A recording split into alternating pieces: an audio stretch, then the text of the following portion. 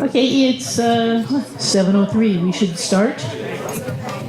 Everybody, everybody's signed up over there on the sign-in sheets, and everybody's whatever they want to talk about. They filled out their paperwork. So, okay, it is now 7:03, and we'll call roll. Patrice Berlander, John Krothouse. Here. He said he was flying somewhere tomorrow. I'm surprised he's Okay. I wasn't contacted. I didn't see it. Here. Alex Isbecki. Here. Lisa Karajian. Here. Patrick Lewis. You said he would be back, right?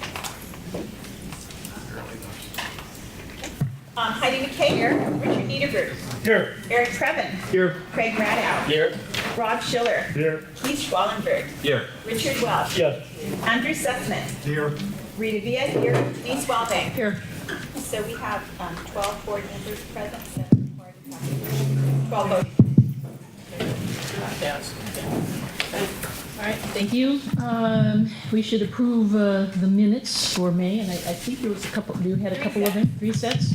So I've just noted that there were 3 sets. Okay, there are 3 sets of minutes. No comments. And we received no comments. Is it, should we approve them on lack of, Absence of objection. we have no objections? Okay, so approved. Thank you. President. All right, welcome everybody, and thank you for attending tonight's meeting. All of the committee chairs have been reinstated, with one exception. We've made a switch at the bylaws committee. The chair and the vice chair are now switched. The vice chair, Mr. Adams, is now chair, and the chair is now vice chair. Who is Alex? Alex Isbicki, at Alex's request. It's like, I'd personally like to thank everyone who helped plan, set up, take down, and work the festival. It was a great success, and kudos to our secretary, who was the leader of the pack, and it was his idea to get it done. Be the treasurer. Treasurer, yes, yes. That guy over there.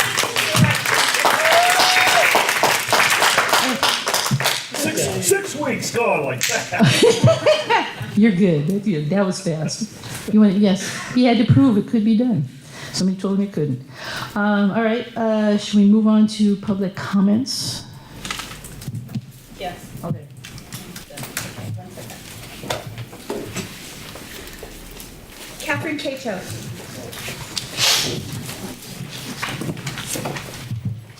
Hello, I don't know if you've addressed this before, but I have a big issue with the trash and sanitation around Studio City. And it's coming from a lot of dumpster diving. Hold the mic forward, please.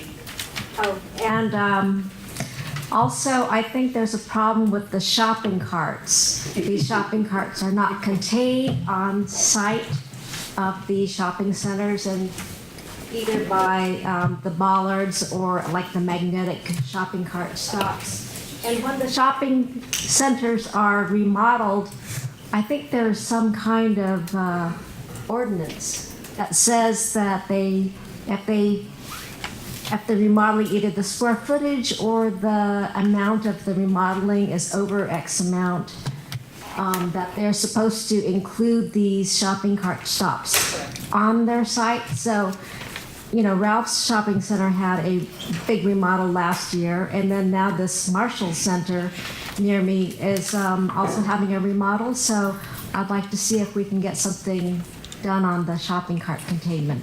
It would help, instead of, you know, just contain the carts on the lots instead of the city going around and trying to collect them later.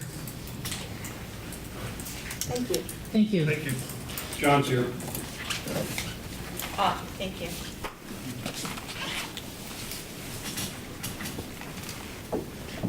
That's it?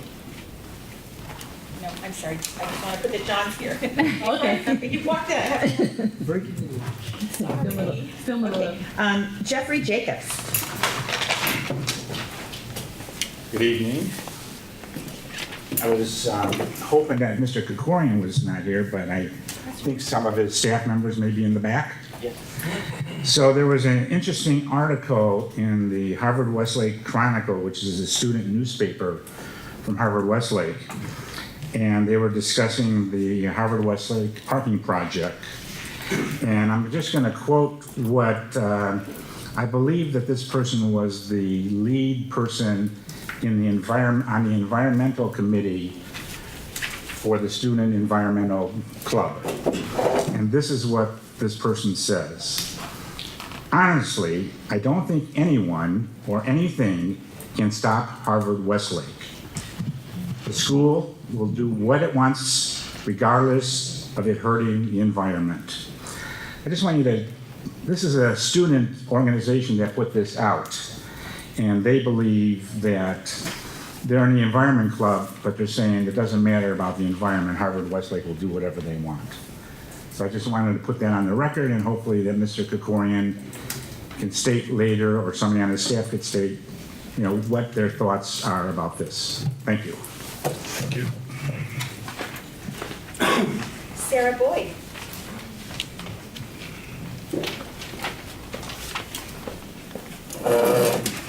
Hello, everybody. I'm a little under the weather, sorry. I wanted to thank you, the Neighborhood Council, for last month passing a motion asking Mr. Krikorian to pressure the school to put up story poles for this project that Jeff just alluded to, the Harvard Westlake Parking Project. Those poles are really important, and we appreciate that you are once again asking the councilman's office to do something about it. It's mystifying to me why he wouldn't choose to do something about it. I think that I hope that the motion doesn't fall on deaf ears, and it's something he can do in advance of the EIR. He said for 4 years that he's waiting until the final EIR, and we're anxiously waiting his opinion on the project. We've also heard that the EIR is due out next week, and that the first public hearing will be on July 24th. And if that's the case, given the holiday weekend, it's going to be a little challenging for all of you guys to weigh in. And of course, considering that the school needs a CUP to do any of its building, meaning a conditional use permit, we certainly hope that the community will have a voice in what conditions that should be. And we've also heard that the project hasn't changed very much at all. So it seems like we all have a lot of weighing in that we want to do, and we want the time to do it. So if the councilman's office can give us an extension of time, that would be great. You guys could consider asking for that. I don't know if you think that just under a month is enough time to have an ad hoc and all the meetings you need to have. So thank you. Thank you. Dana Catherine Witt. Or did somebody, this is her first or no? No. Is this your first, Sarah? Yeah, that's on the microphone. Oh, okay, so sorry. Sorry. Hello, thank you so much for giving me this opportunity to speak. I live on Potosi, right above the planned project. I printed out these pictures. I took this picture this morning. You can see this road is not even 8 feet wide in the smallest spot. If you take Hacienda, how would I possibly ever get out? 2014, June 25th, at around midnight, the hillside next to me caught fire. The fire trucks came, and it would have been a different story 10 minutes later. I was the first one there. I banged on the door for 6 minutes. Anyways, the fire trucks couldn't even, they were 8 line down the Coldwater because they couldn't come up to my street. My street, if there was an 87-foot wall in front of me, there was no way that I could go down, get down, and if I can't get down my road to get down, I would have to peer down the mountain. I have had to design this to make, because if I need to wrap this around a pole and lower myself down, then that's my only out. But if Krikorian doesn't speak up and help us realize this project is very, very detrimental to the area, and just on the fact that Hacienda does not belong to the school, it belongs to the people, and it's a fire road for us. And I appreciate the time, and I appreciate the poles being put up.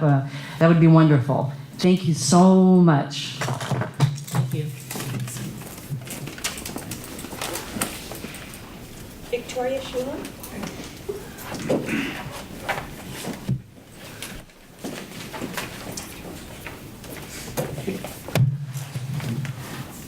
Is that loud enough? Okay, this is about Harvard Westlake. I am adamantly opposed to this project. I feel that the scope of this proposed project, the construction alone, will seriously affect many communities on both sides of the hill for years. Because of this, I feel that this project should be brought before most of the NCs in the valley and several NCs in the city side of the hill before it gets approved by anybody. Everybody who's going to be affected, which is many thousands of people going and coming. I happened to be in Beverly Hills today at my bank, and the woman I was talking to, I mentioned it to her, and she freaked out. She lives in the valley, and she uses Benedict Canyon, and she says, oh my God, that's going to ruin my life. She doesn't even use cold water. So I would like to see this put on hold for like the next 80 years. Thank you.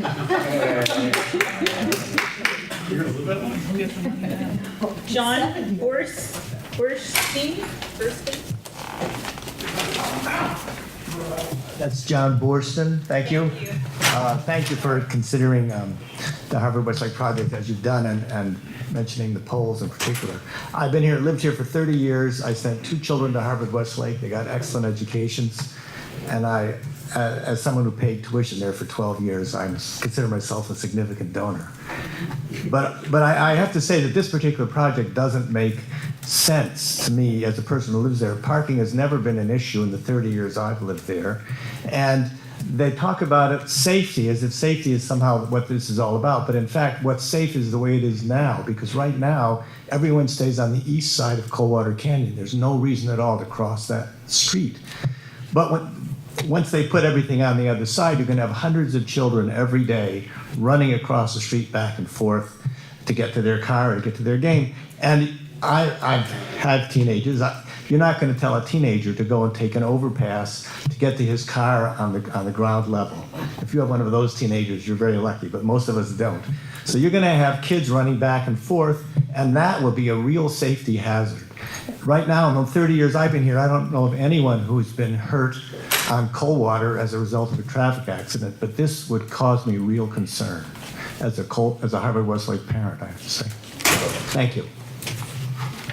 Len Borson?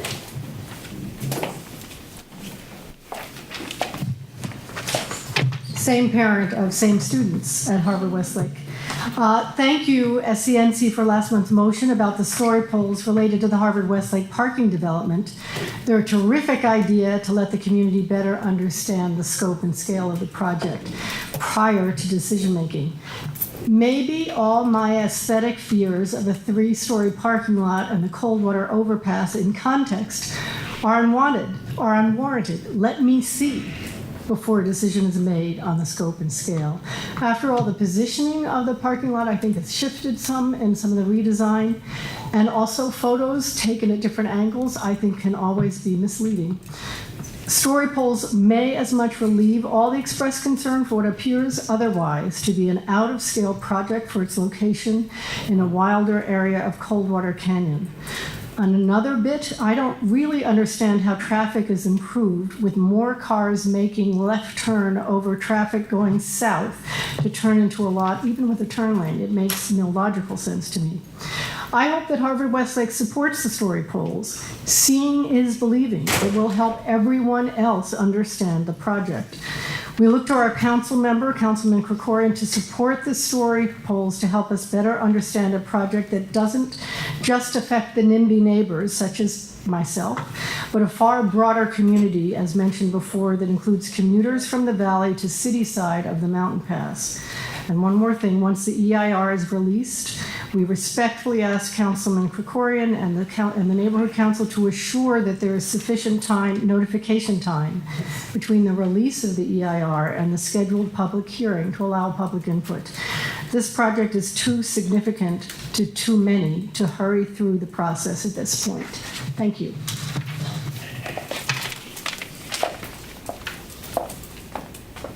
Alan Fisk?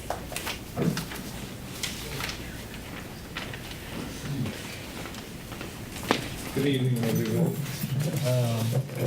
Okay, so pretty much the same thing that Sarah said about the story poles. that we need an answer why we're not getting these. This was over a year we asked for them. We need Councilman Krikorian to please reply to us why we can't do this.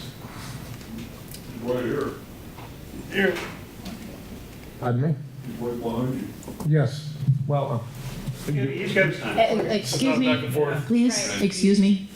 Just you address us. well, yeah, okay. All right, so that's pretty much all I'm saying. There's a couple other issues that we can get into later, but that's the first one. We just need a stance on this. Why can't our councilman give us a stance? Okay, that's all. Very simple. Nice to meet you. Nancy Megan. I might not pronounce that right.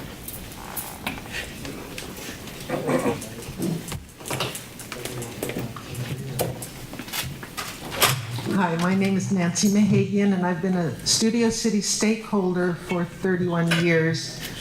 And I think I live closer to Harvard Westlake than just about anyone, because their football field is my backyard. So in 31 years, I've seen a lot. And I am against the parking garage. It looks like something that should belong at the airport. And when that environmental report, the other one, came out, and it stated that during construction, which they said is 2 years, but I'm guessing 3, pregnant women and young children should stay indoors. So I'm a grandmother now. My grandson lives 2 doors away. Does that mean that he can't come out and play for the next 3 years if they do that? You know, and all I can think of is with all the traffic that I see, they used to use my street to turn left. It took about 15 years to get no left turn signals because I couldn't get out of my driveway in the morning. And that was, you know, I bought the house in the summertime. People say, oh, well, you know, you should have known if you bought a house next to a school, but because I bought in the summertime, I never saw that commuter traffic. And the traffic now, it's backed up from Coldwater to Bed and Bath in the morning to make the left turn. It's horrendous. And there are more students parking on our streets because maybe the school told them to.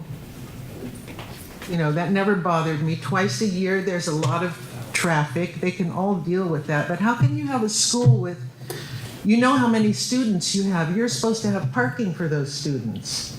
So why do they all of a sudden now need more parking? And the thought of, you know, hundreds of trucks taking out tons of dirt on Coldwater every day is just the most horrendous thing I can think of. So I hope Councilman Krikorian will listen to the neighbors. I was just at Harvard Westlake graduation. My time's up. Okay. They had a booth set up to get people to sign, and those aren't neighbors. So neighbors count. Susan Dykes. Thank you. Hello, I am a Studio City resident, and I would like to thank the council for their work and this forum. I'd like to encourage Councilmember Krikorian and Jeff and Jessica and Kevin and all of our representatives who are present to please take a position and decide to be champions. Please decide not to support the construction of Harvard Westlake's multi-story parking structure and second football field. Councilmember Krikorian, you're a supporter of open space. Please continue to be. Please decide to oppose a plan that exposes residents and students to years of airborne pollutants and dangerous noise levels, that displaces or threatens sensitive species of wildlife, and that subjects tens of thousands of commuters to an even more maddening commute. This proposal offers a possible convenience for a select few while it disadvantages the community as a whole. Please decide to be champions and oppose this proposal.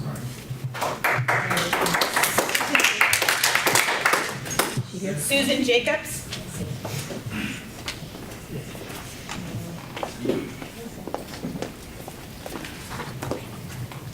Hi, my name is Susan Jacobs. We've lived in the Studio City area for, I believe, 45 years. I oppose the Harvard Westlake project. I think it's ridiculous that one might think that this would be safe for the students, who are now as safe as they can be. Someone else said that. They're all on the east side of Coldwater. They're very safe. There's been no accidents. You build on the west side, bridge, no bridge, they're going to run across the street. Somebody's going to get hurt. Secondly, it can't possibly improve traffic. How can you build a parking garage for 700 cars? You either have those cars come to the garage, which is more traffic, or there are no cars coming, so the traffic doesn't change, but then why on earth do you need the garage? Makes no sense at all. The other thing that really concerns me is that the neighbors and the residents in Studio City, as you can hear from the people today, and as we've noticed everywhere we discuss this project, are totally against it. The only people that are in favor of it are Harvard Westlake people, and most of them do not live in the area. So why should they be able to do what they want to hurt our neighborhood, our environment, and potentially their own kids? Richard Adams?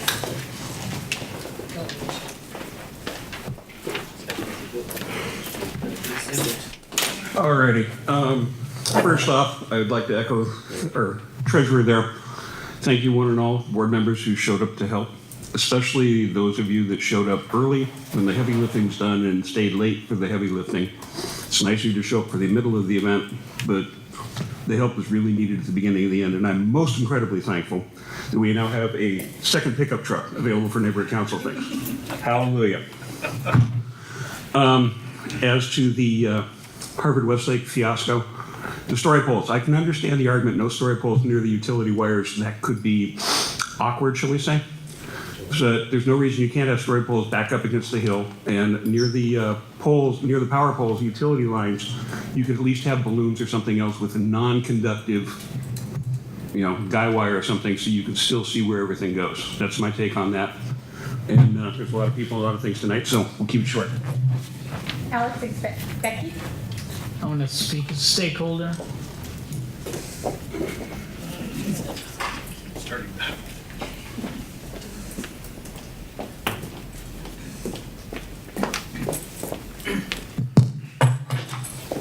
Board, hello. I want to echo the sentiment of a lot of the stakeholders that have spoken as a stakeholder myself regarding the Harvard Westlake project and the idea of placing story poles so people can actually envision what the what the project's going to look like. Just to reiterate, there are 4 major arteries that lead in and out of the valley. The fact that we're going to be actually affecting one artery is going to have a massive consequential impact on the other 4 arteries, as well as the Coldwater Canyon. Also, basically people talk about NIMBYs and whatnot, and I really think that's an unfair characterization of people that live in the area of this proposed project. A NIMBY is a person who will not take the responsibility of a project that has benefit to the public and just doesn't want that in their backyard, such as a prison or a garbage dump. This massively out-of-scale project provides absolutely no public benefit, or very, very little, but yet has a huge impact on everyone's lives who lives in the area and will be impacted by commuting. So basically, the objective is for the council office to reach as many people to find out and weigh in on the impact of the size of this project. I urge the council office to request from Harvard Westlake to approve the story poles and give people the time to review the project size. Thank you. Wayne Ferguson.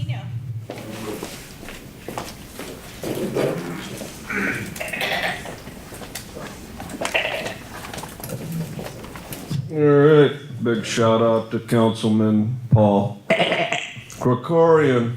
We've mentioned him before. He's here tonight because he wants something. He wants that project approved. That's a lot of money. 700 car garage, all that grease. It's good for business because the homeowners are no longer even relevant to the discussion. It's a discussion economics. Didn't the mayor graduate from that place? You got no chance. So the only thing you can do is ask for cash for cars. Because they want 700 cars, then they gotta start paying the homeowners damages for all that excessive CEQA violations that they're gonna be committing. So best thing to do, get a good land use lawyer. It's called a writ of mandamus. You'll file it, you'll tie them up in court in 5 years. Yeah, the only thing you can do is delay it, and then they may give up on it. So I wish you a lot of luck. Good land use lawyers are at City Hall talking all week. And the Silverstein Law Firm is who you want to retain, because he will completely knock this one down on CEQA violations, excessive traffic, and lack of lanes. Like on the 101 when they shut off the turnoff onto Barham. I can't go anymore. I got to go all the way around and come back. So anyway, it's an impacted area, 700-car garage, and won't pass the CEQA review. So anyway, but he's here tonight. If you want something, Krikorian's here. All you got to do is talk to him out in the parking lot, and he'll give it to you. He wants a vote of aye. So whatever you guys want, extra variance, little side cash and a loan forgiveness, it's all available tonight. I want two things. I want my criminal complaint dropped in Van Nuys, and I want my financial settlement. You will never see me here again in any more meetings, and I'll put that in writing. So think about it. It's a good offer. Let's deal tonight, man. I'm ready to deal. But you're so entertaining. Thank you. That's the problem.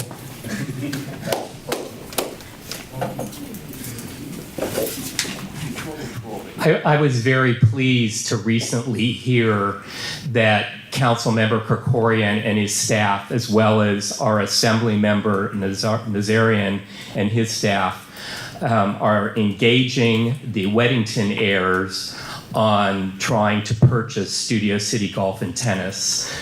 This is a major change in the works. It's still in the works, but everybody out here tonight, keep your fingers crossed, and maybe, just maybe, we'll get a sale by the end of the year.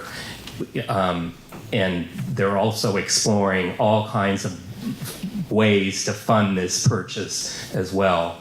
But, you know, after 15, 20 years of this, we might finally be getting this land purchased for public use forever. Thank you. All right. That's all of our public comments. We'd like to welcome Councilman Krikorian. He's been sitting in our come on up. He has another meeting to go to, so there's not going to be a question and answer session. I think he'll hit probably all of your hot buttons. He'll give us an update and all that. Let's see.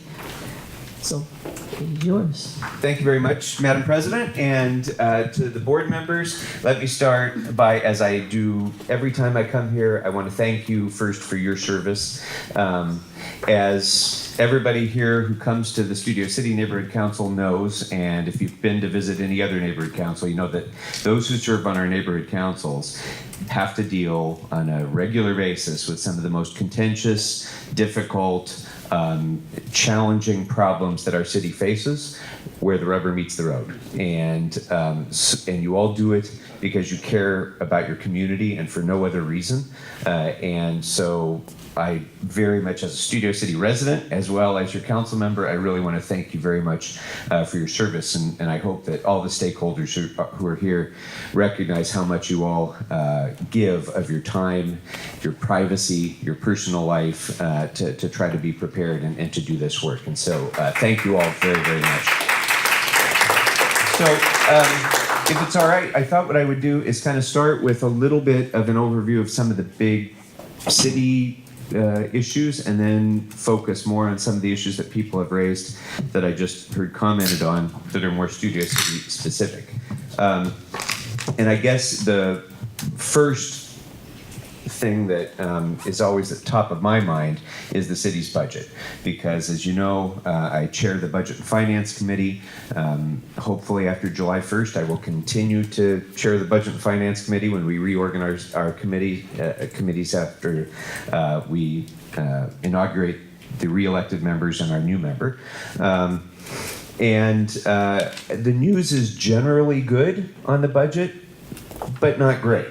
I was hoping that by now we would be moving more into the really good range, but it's a kind of a budget where we're holding our own. Just a few years ago, about when I joined the council in 2010, when I was sworn in, the city was facing a budget deficit in the range of $1 billion. And at that time, shortly after that you might remember, former Mayor Reardon wrote an editorial in the Wall Street Journal in which he said that it was inevitable that the city would be bankrupt within a couple of years. Inevitable. This is the business guy mayor, the investment banker mayor, who said that it was inevitable we'd be bankrupt. And I'm pleased to say that didn't happen. We turned the corner. We cut a lot. There's a lot that we didn't invest in. Services were delayed, to be sure. But as a combination of growth in the economy, more revenues, reduction in expenditures across departments, greater efficiencies, pension reform, and a variety of other steps that we took over the course of the years, we are at the point now where we have a stable, balanced budget. We have not completely erased the structural deficit. That will probably take a couple more years, but we've eliminated about 85% of that $1 billion of structural deficit, which was a pretty monumental achievement. So things are much, and by the way, in doing that, we were able to sock away enough money to form the largest reserve that the city has ever had. So the next time the economy turns, which it will, I mean, everything is cyclical in the economy. The next time we have a downturn that causes our revenues to collapse, as we did in 2008, we'll be better prepared to be able to address that downturn. So that's the good news. In this year's budget, we were able to start restoring some services that are really critical to Studio City and the rest of the city. For the second year in a row, we've added firefighters. We had stopped hiring firefighters for 4 or 5 years. It's almost impossible to imagine not hiring firefighters, but we had a freeze on hiring firefighters. So for 2 years in a row, we've been hiring now, and we are now beyond the point of hiring to attrition, so we're growing the size of the fire department. We've added a number of other things in terms of increasing the efficiency of the fire department and response times as well. Within the police department, we focused on civilian hiring. We've added fingerprinters and criminal investigators and other more administrative civilian employees, which will allow more sworn police officers who are currently spending at least part of their time doing administrative work to spend more of their time on police work. It's cost efficient, and it increases the number of people we have available for patrol and other police services. In terms of homelessness, we increased the number of Department of Sanitation strike teams that do the homeless encampment cleanups by 25%. So we will start to make a little bit more progress in encampment cleanup, and we increased our HOPE teams. This is, I can't remember the acronym, but basically these are the teams that go out and actually do engagement with the homeless to try to connect them with services and get them off the streets. They coordinate with the strike teams so that we do cleanups and we don't just have them showing up the next week on the next block. The idea is to connect people with services so we can kind of end that cycle. So we've increased the number of HOPE teams by 50%, and one will be committed specifically to homelessness along the LA River. Now, I'm kind of fighting right now with some of my colleagues who are downstream of in the river of the San Fernando Valley, who are seeming to get most of the love when it comes to this right now. And Nuri Martinez and myself and Bob Blumenfield and others who are in the valley here are pushing to ensure that as much of those resources as possible are put into the valley where, obviously this is where the bulk of our homelessness challenge in Studio City is, and along the LA River. You've all seen it on the bikeways and every place else. So that increased funding should be helpful with that. Sidewalk repair. We're now in our second year of the 30-year program to fix every sidewalk in Los Angeles. Joe Buscaino and myself crafted a policy that will effectively deal with every broken sidewalk in the city. And we've committed $31 million again this year. That amount will go up, and it could be as much as $1 billion over the course of those 30 years to replace and repair sidewalks and the related street trees that are the source of so much of the problem. And by the way, if you don't want to wait, you can apply now to get matching funds from the city. If you want to undertake the repairs, there's a subsidization program that we've crafted. So if you go to my website, you'll be able to find where you can get the city to reimburse you for part of those costs if you don't want to wait for the city to get around to your block.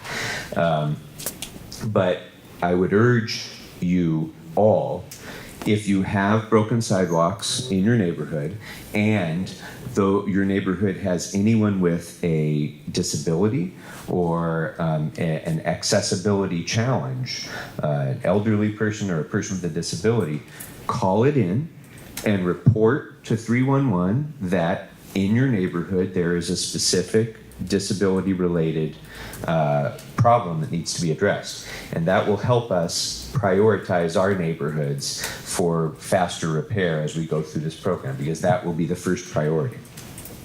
What else can I tell you about the budget? We continue to maintain our strong 5% reserve. As a result, our credit rating, the city's credit rating was just increased.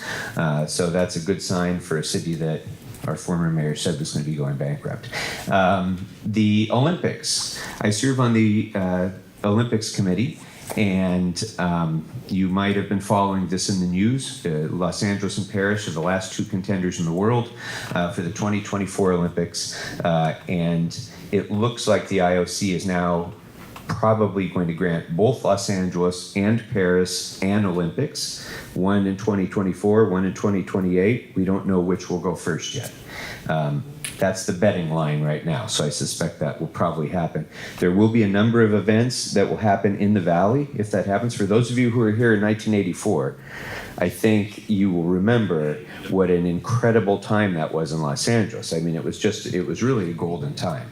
And we're the only city that has a record of having two financially successful Olympics. So I'm confident that this will be the third, and the money that'll be generated from that will help us in recreational services and so on for many, many years to come. But that's been kind of my job on the committee, is to ensure that we don't get taken for a ride by the IOC like so many other cities have been. So I'm the one kind of in charge of ensuring that we keep track of the taxpayers' funds when it comes to the Olympics. But it looks likely that we'll win it, and it looks likely that this will be something that will require no real risk to the taxpayers. Homelessness, I started to address. There's a rare opportunity that we have right now where the county government and the city government and our state government are all working together for the first time in my memory. It's always been, the challenge with homelessness is that because it's a multi-layered issue, it's not just a question of housing affordability, although that's part of it. It's also a social service issue. It's an issue of substance abuse. It's an issue that involves domestic violence. There's a whole myriad list of issues that produce homelessness, and only fractions of it are within the jurisdiction of the city. So it's always been a case where everybody blames everybody else. The county points to the city points to the county, we both point to the state government, they point to Washington. For the first time, we're all working together with both county and city have a master plan for addressing homelessness, and both have committed enormous financial resources to addressing this. In this year's budget, we have $174 million devoted to homelessness, breaking all records. So you're going to see investments being made there. But I have to say, it feels like it feels like that story of the little boy throwing the starfish into the ocean on the beach. Because for everything that we do, there's a continuing, flow of new homeless people because of our affordability challenges, because of the state of the economy, and because we have good weather. And frankly, people who are homeless in New York don't survive for very long. They either come to Los Angeles or, they freeze. So we have this constant battle just to keep up. And it's not going to get solved in a day. I don't want to give anybody the false hope that because we passed Measure HHH, now all of a sudden we're going to be able to solve homelessness. This has to be a sustained, community-wide, society-wide effort to try to continue to address it. This month we completed 4 homeless encampment cleanups in and around Studio City. We have another one scheduled for tomorrow. Earlier in June, we had one of my Homeless Connect days, which we've done a few times a year, where we actually go into a room like this. We bring service providers from across all government agencies, the nonprofit sector, the faith community, everybody that you can imagine that might be able to provide benefit to a homeless person. We bring them into one room, and then we bring the homeless to them instead of the other way around. So we bring them, we give them a meal, and we triage them. We find out what their issues are. If somebody's a veteran, we take them right to the person from the Veterans Administration and get them their veterans benefits. If somebody can't get can't get a government benefit because they don't have a driver's license, we take them right to the guy from the DMV who can print a new ID for them right then and there.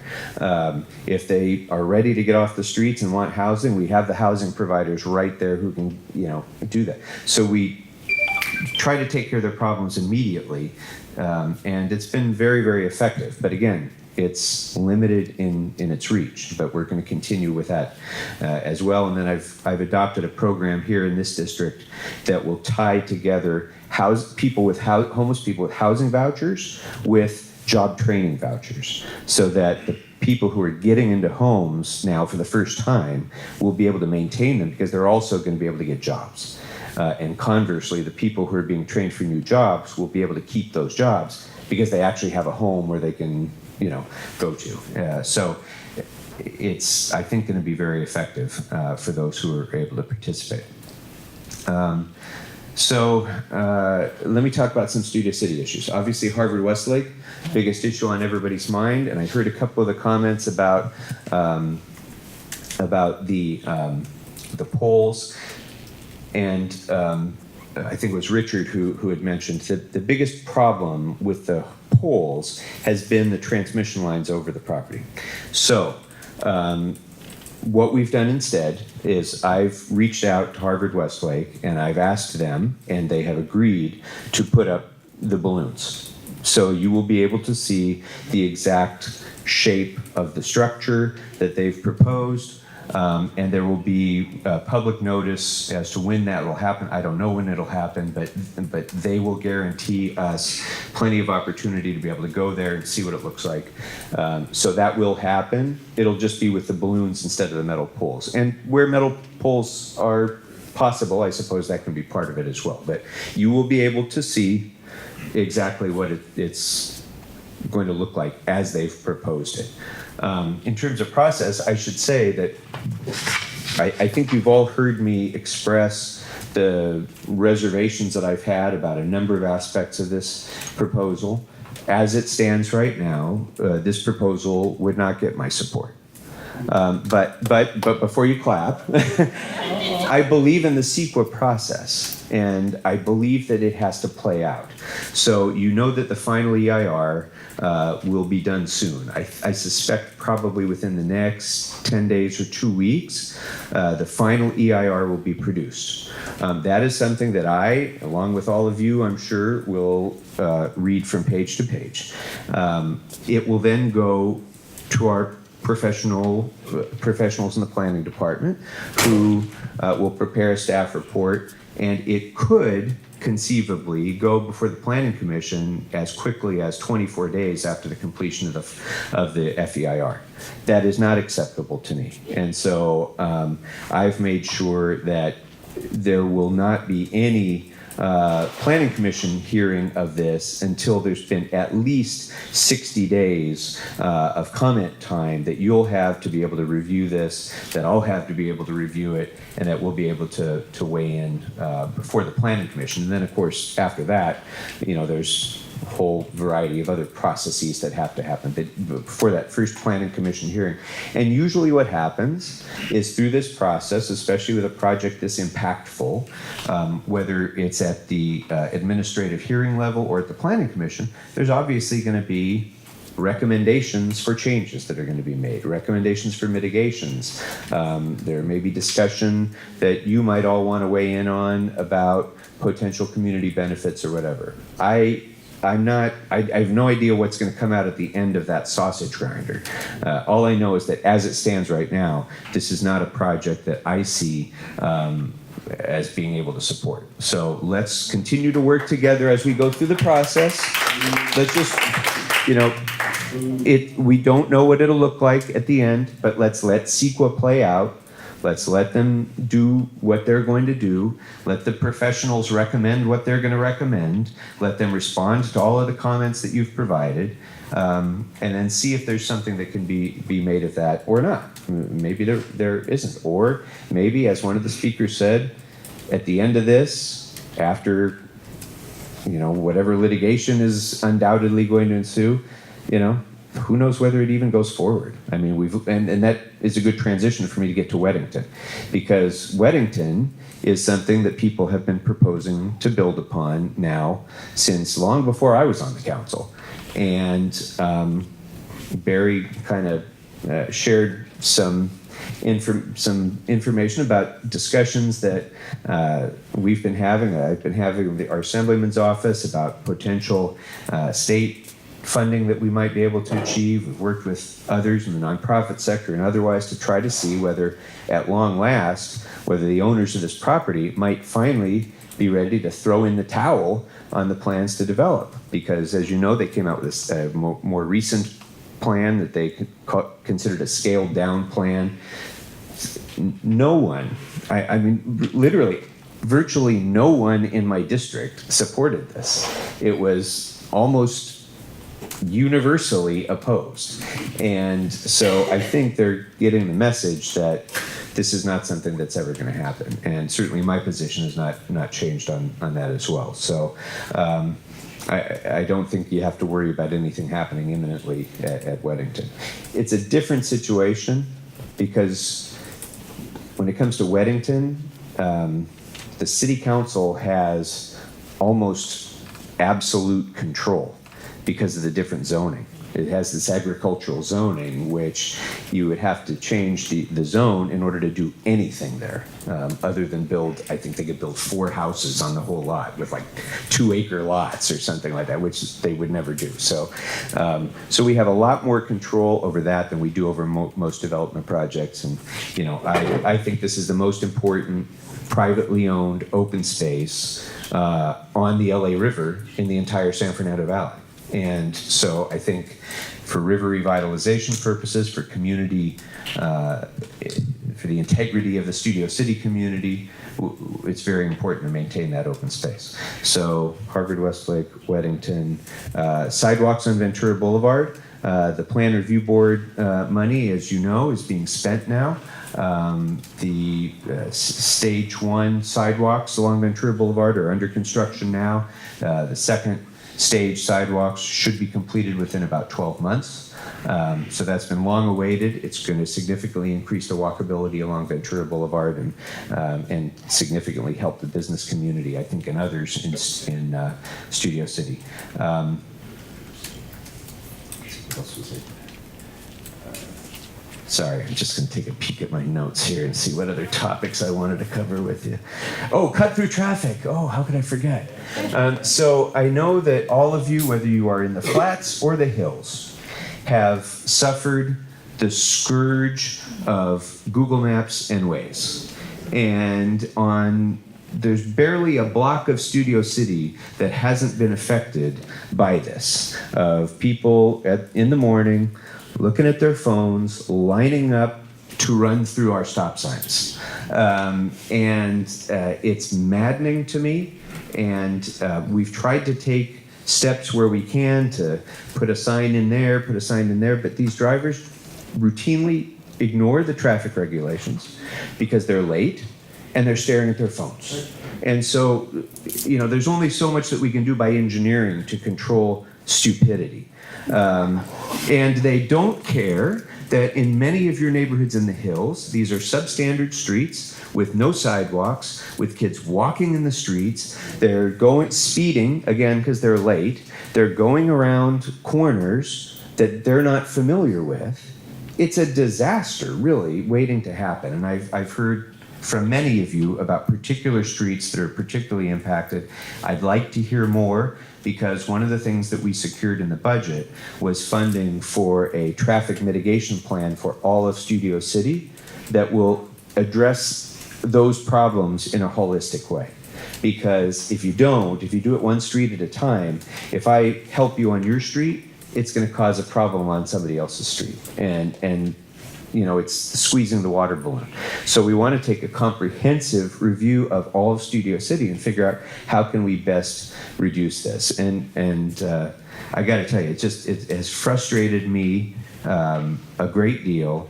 And as I've raised these issues and I've encouraged the mayor to try to negotiate with ways to try to get them to change, make some modest modifications in their algorithm, just so they're not feeding people onto 15-mile-an-hour substandard streets in order to save them 30 seconds. I mean, just at least save some of those streets, but we've gotten nowhere with doing that. It's been very, very frustrating. So we're just going to have to do it from a traffic management perspective. And let's see. Budget, cut through traffic, public safety I kind of touched upon, homelessness I touched upon. And a couple of public infrastructure projects.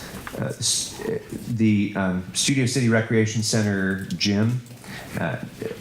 From time to time, rumors pop up about this, that somehow any day now we're going to bring in the bulldozers, and there's nothing imminent there at all. Still in the design phase.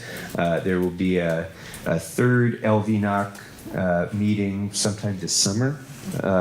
So you'll have yet another opportunity to weigh in on that. The project is not even yet fully funded. So we're still at the design phase, and nothing is likely to happen in the short term until all of that funding is secured and the design process is done. And then finally, the riverfront phase 2 to the west of Whitsett on the south side of the river. The paving is done. They're going to be, or it will be done, I think, within a week. They're then going to hydro seed the sides and let that take root, and then it should be open. They got to make sure that the landscaping takes root, and then it should be open and ready for business by the end of this year. So that will be good. But I know the immediate reaction to everybody has to that is, that's great. How are you going to make it not become a homeless encampment? And I get it. Believe me, I ride my bike on that path, and I get it. That's why we did the increase in the HOPE teams and the strike teams. But our hands are. I'm sorry if I'm overstaying my welcome here, but I just do need to say, a lot of the challenge that we've had with addressing encampments has been taken out of the city's control by a whole series of court decisions that I need to tell you, because people wonder, well, why don't you just move them out? It's illegal to be sleeping in these areas. Why don't you just move them out? Well, the courts have found that it is not, first of all, illegal to sleep on a public sidewalk. We are constrained in our ability to seize the property of a homeless person. And when you see a shopping cart with a homeless person there, you may think this is a shopping cart full of, detritus. For that person, it's their entire worldly goods. And the courts respect the fact that it is their property. Puts us in a terrible position because there's people hauling stuff around that are, a threat to the public safety even. And somebody on the scene has to make that determination. Is this something that is an imminent threat to public safety, or is it somebody's treasured last possession?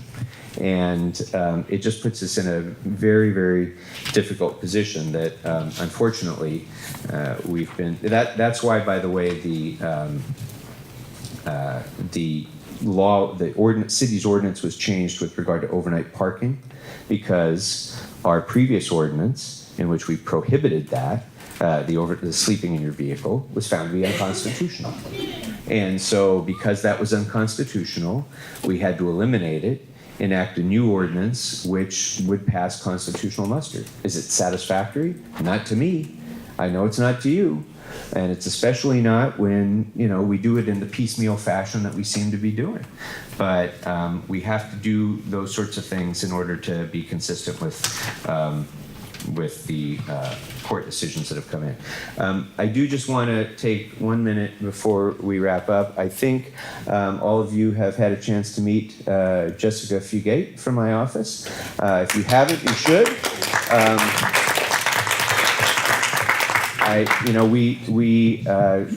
I'm very proud that my district staff sets a standard for being responsive and being problem solvers. We're not able to solve everything.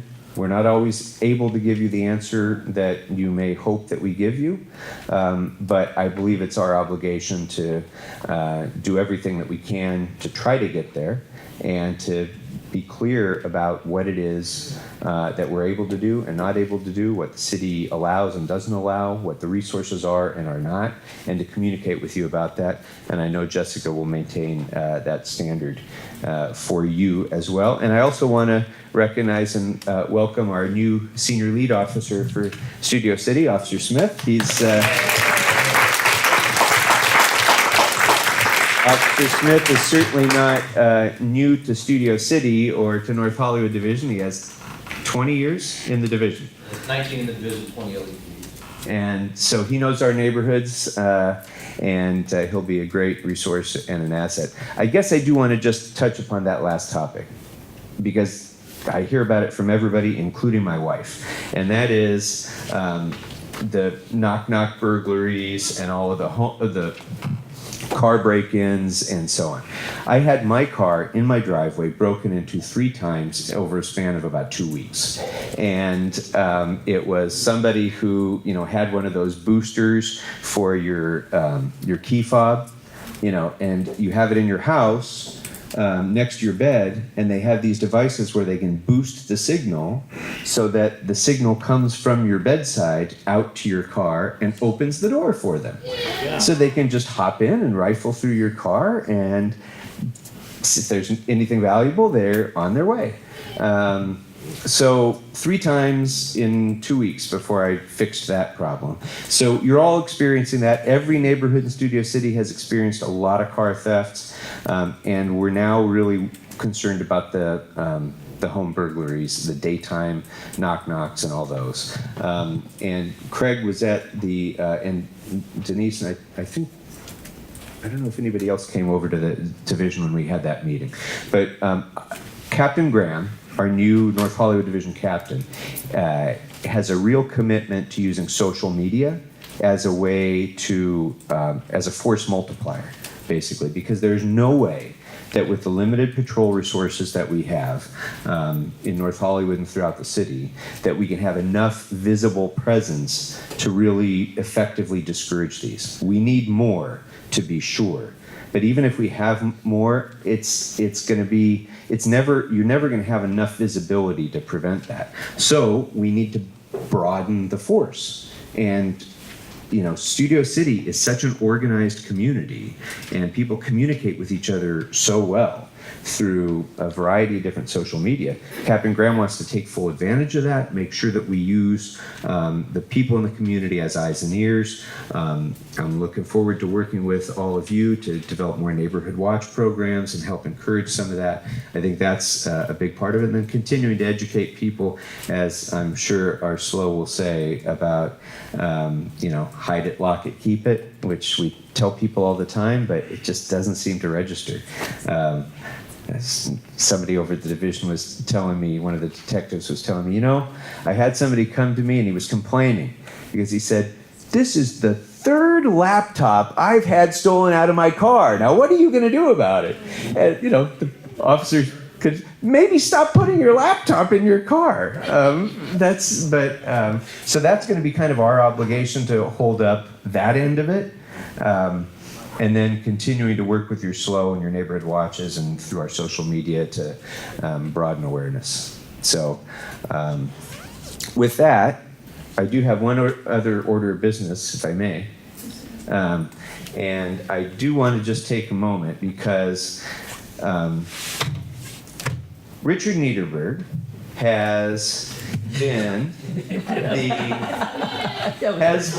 in many ways the personal walking archives of Studio City for all of his 60 years of living here.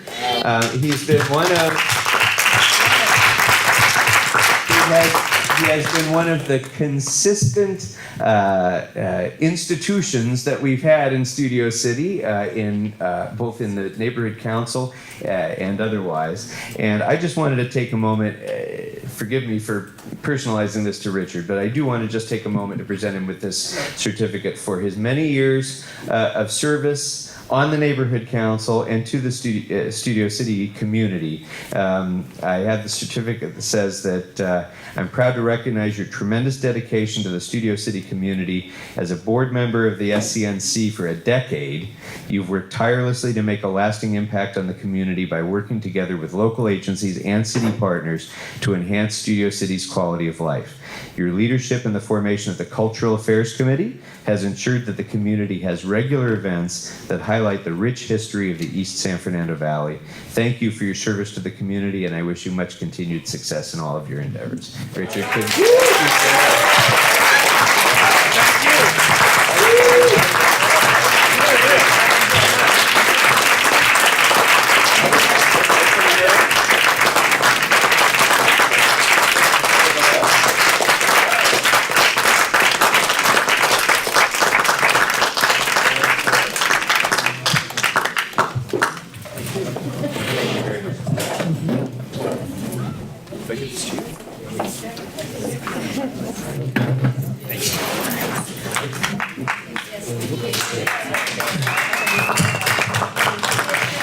Thank you very much.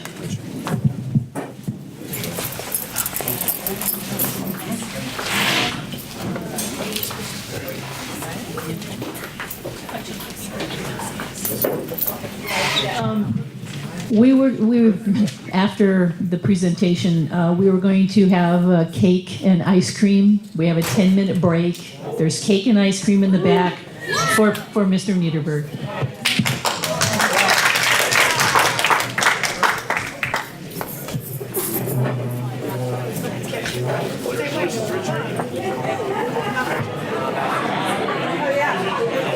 Hi there. Could we come back together? We still have a meeting. Excuse me? Hello? We still have a meeting. Could we come back together, please? Could the board come to the front and be seated? Hello?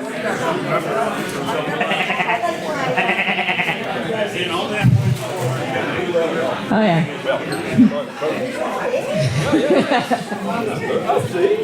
I mean, there you go. There you go. Hey, everybody, I know the food's good, but it's time to get back to the meeting.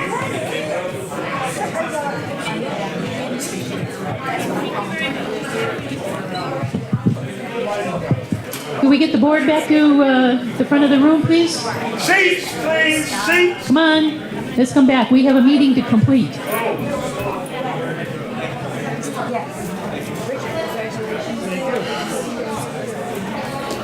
right, have we got everybody yet? All right, we still have a meeting, so come on, guys.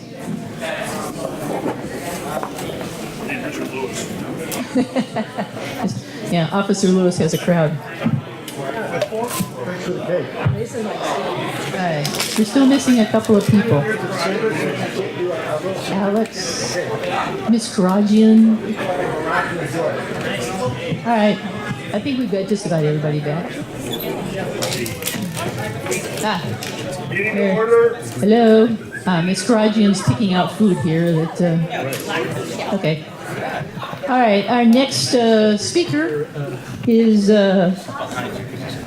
Kevin Taylor. He is the representative for Mayor Garcetti. He is going to say a couple of words and make a couple of presentations. Thanks very much. It was very nice of you to trade 10 years of Richard Niederberg service for 10 minutes of cake and ice cream. So thanks for that. I was happy to wait. And I do want to pile on a little bit. My name is Kevin Taylor. I'm Mayor Eric Garcetti's West San Fernando Valley area representative. I know that's a mouthful. It's hard to write out too. Just real quickly about myself, I am the former Reseda Neighborhood Council chairman before I started this job a couple years ago. So I want to echo what Councilmember Krikorian said to everybody here. Really grateful for all of your service. I've been in your shoes. I'm always happy to come to these meetings here. You have a certain level of gravity of the issues that you deal with, and a certain level of sophistication with the way you guys do it.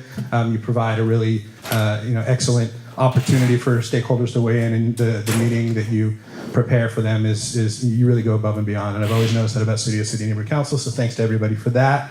I do want to echo the council member as well in honoring Richard for his 10 years of service. So Richard, why don't you come on up? I'm also going to ask my colleague Stephen Butcher from Assemblymember Nazarian's office is also here to say thank you. So on behalf of just about every elected official that serves in this area, we're all grateful for all of the service that you've provided to Studio City, for being a volunteer for all these years, for everything that you've done, given of your own personal time, of your personal wisdom and record keeping and history that you've been able to share with everybody. That's been really meaningful, and it's important for the mayor that we take this time to also recognize you for all this work. So on behalf of Mayor Eric Garcetti, I want to say thank you for all of that work. And on behalf of Assemblymember Nazarian, we also want to thank you for all your work.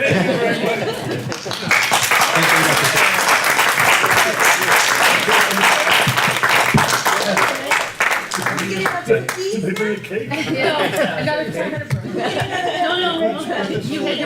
Did they bring a cake? thanks, Richard. And now for 10 more minutes of cake and ice cream. What do you think? So, thankfully, you're fortunate to have Councilmember Krikorian here tonight. So there's really not much for me to add to his report, and I know that we've gotten through a lot of time and you have much more on your agenda. So I'm gonna kind of just pass by almost everything that I had to report on, talk about a couple of quick things. Mayor Garcetti is going to be inaugurated for his second term next week. He'll be taking the oath in about 8 days, something like that.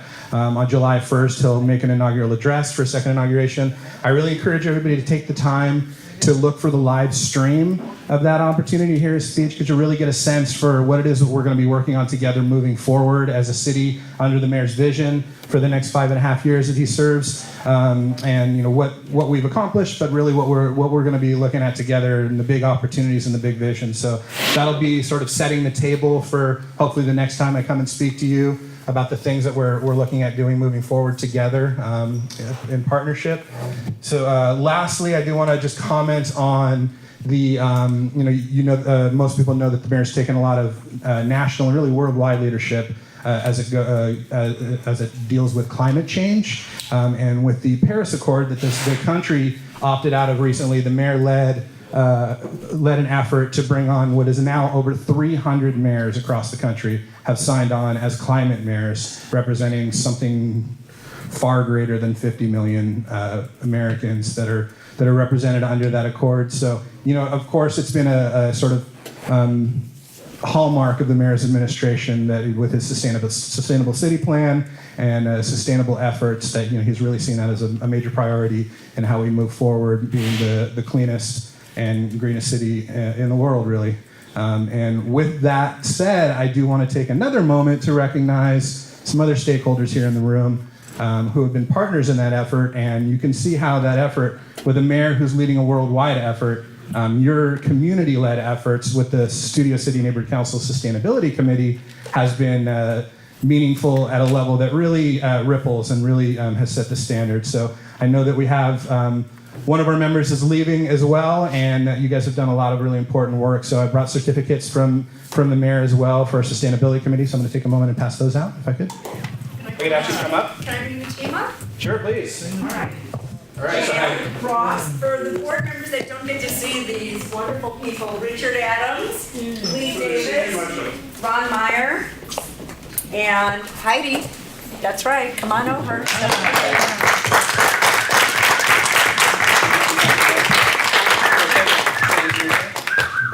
And Lisa, more importantly than anyone. There you go. on this committee.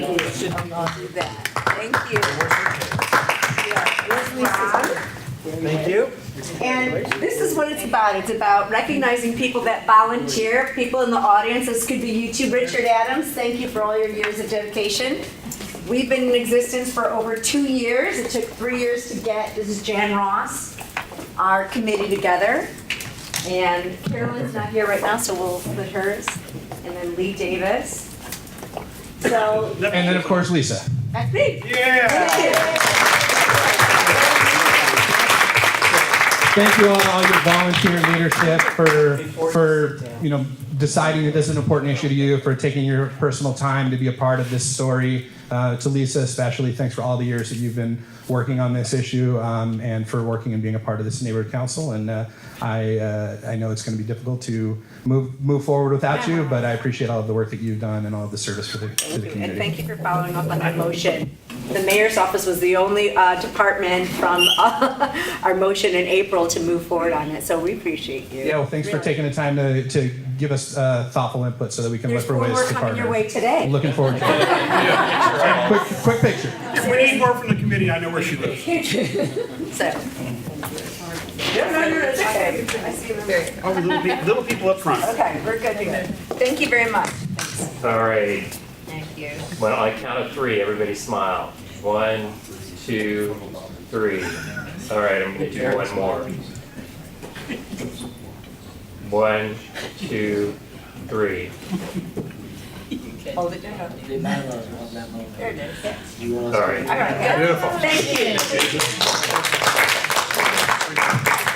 Just close by saying, it's not usual that I get to just say thank you and honor people. I usually like to take the time to talk about the mayor's priorities. I spend time on the budget in almost every meeting. Fortunately, tonight I didn't have to do that because we had the foremost expert on the topic. I am responsible for 17 neighborhood councils in my role for the mayor, as well as 6 or 7 chambers of commerce, lots of nonprofits, a lot of work that I do. So I want to ask the board, committee members, if there's anything that you want to make sure that we're able to weigh in on and be a part of the conversation here. I need to ask you to proactively reach out to me to ask me to come to meetings, and I'll do my best when I can. I know there's other councils that I also work with that have meetings on the same night. So if you'd like to see me here more often, I would like to ask you to reach out to me because it's tough for me to keep up. But thanks very much again, and I'll pass on to the next person. Thank you very much. I think Jessica left with the councilman, so. She knows where her friend is wanted.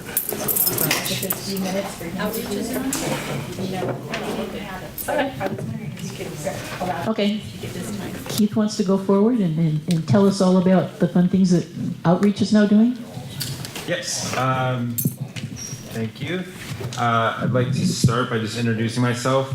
Since I'm new to the board, my name is Keith Schwallenberg, and I'm also the new chair of the Outreach Committee.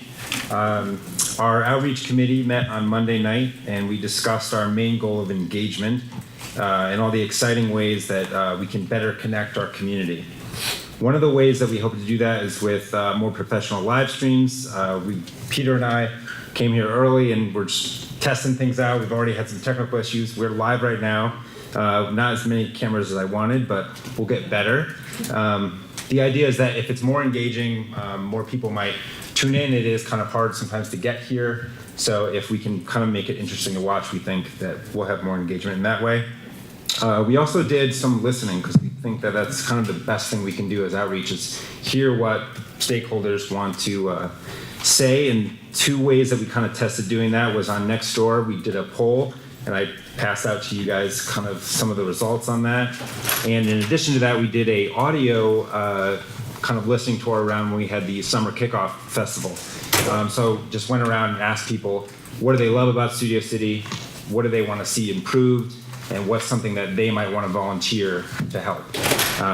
And so I tallied up kind of those answers. And for the most part, you know, obviously it's a lot of what we've discussed here, you know, the homeless issue, more green spaces. But there was also a lot of cool, interesting, a lot of people talked about like they'd like to be part of organized cleanups, like helping out to clean up literal parts of the street on Ventura Boulevard and stuff like that, which I thought was really interesting.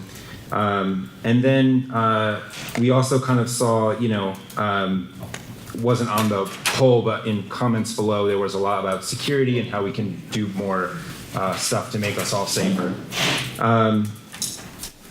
That being said, this was just the beginning of, this was just really, I just threw it out there to see when people write back, and we got a lot of feedback.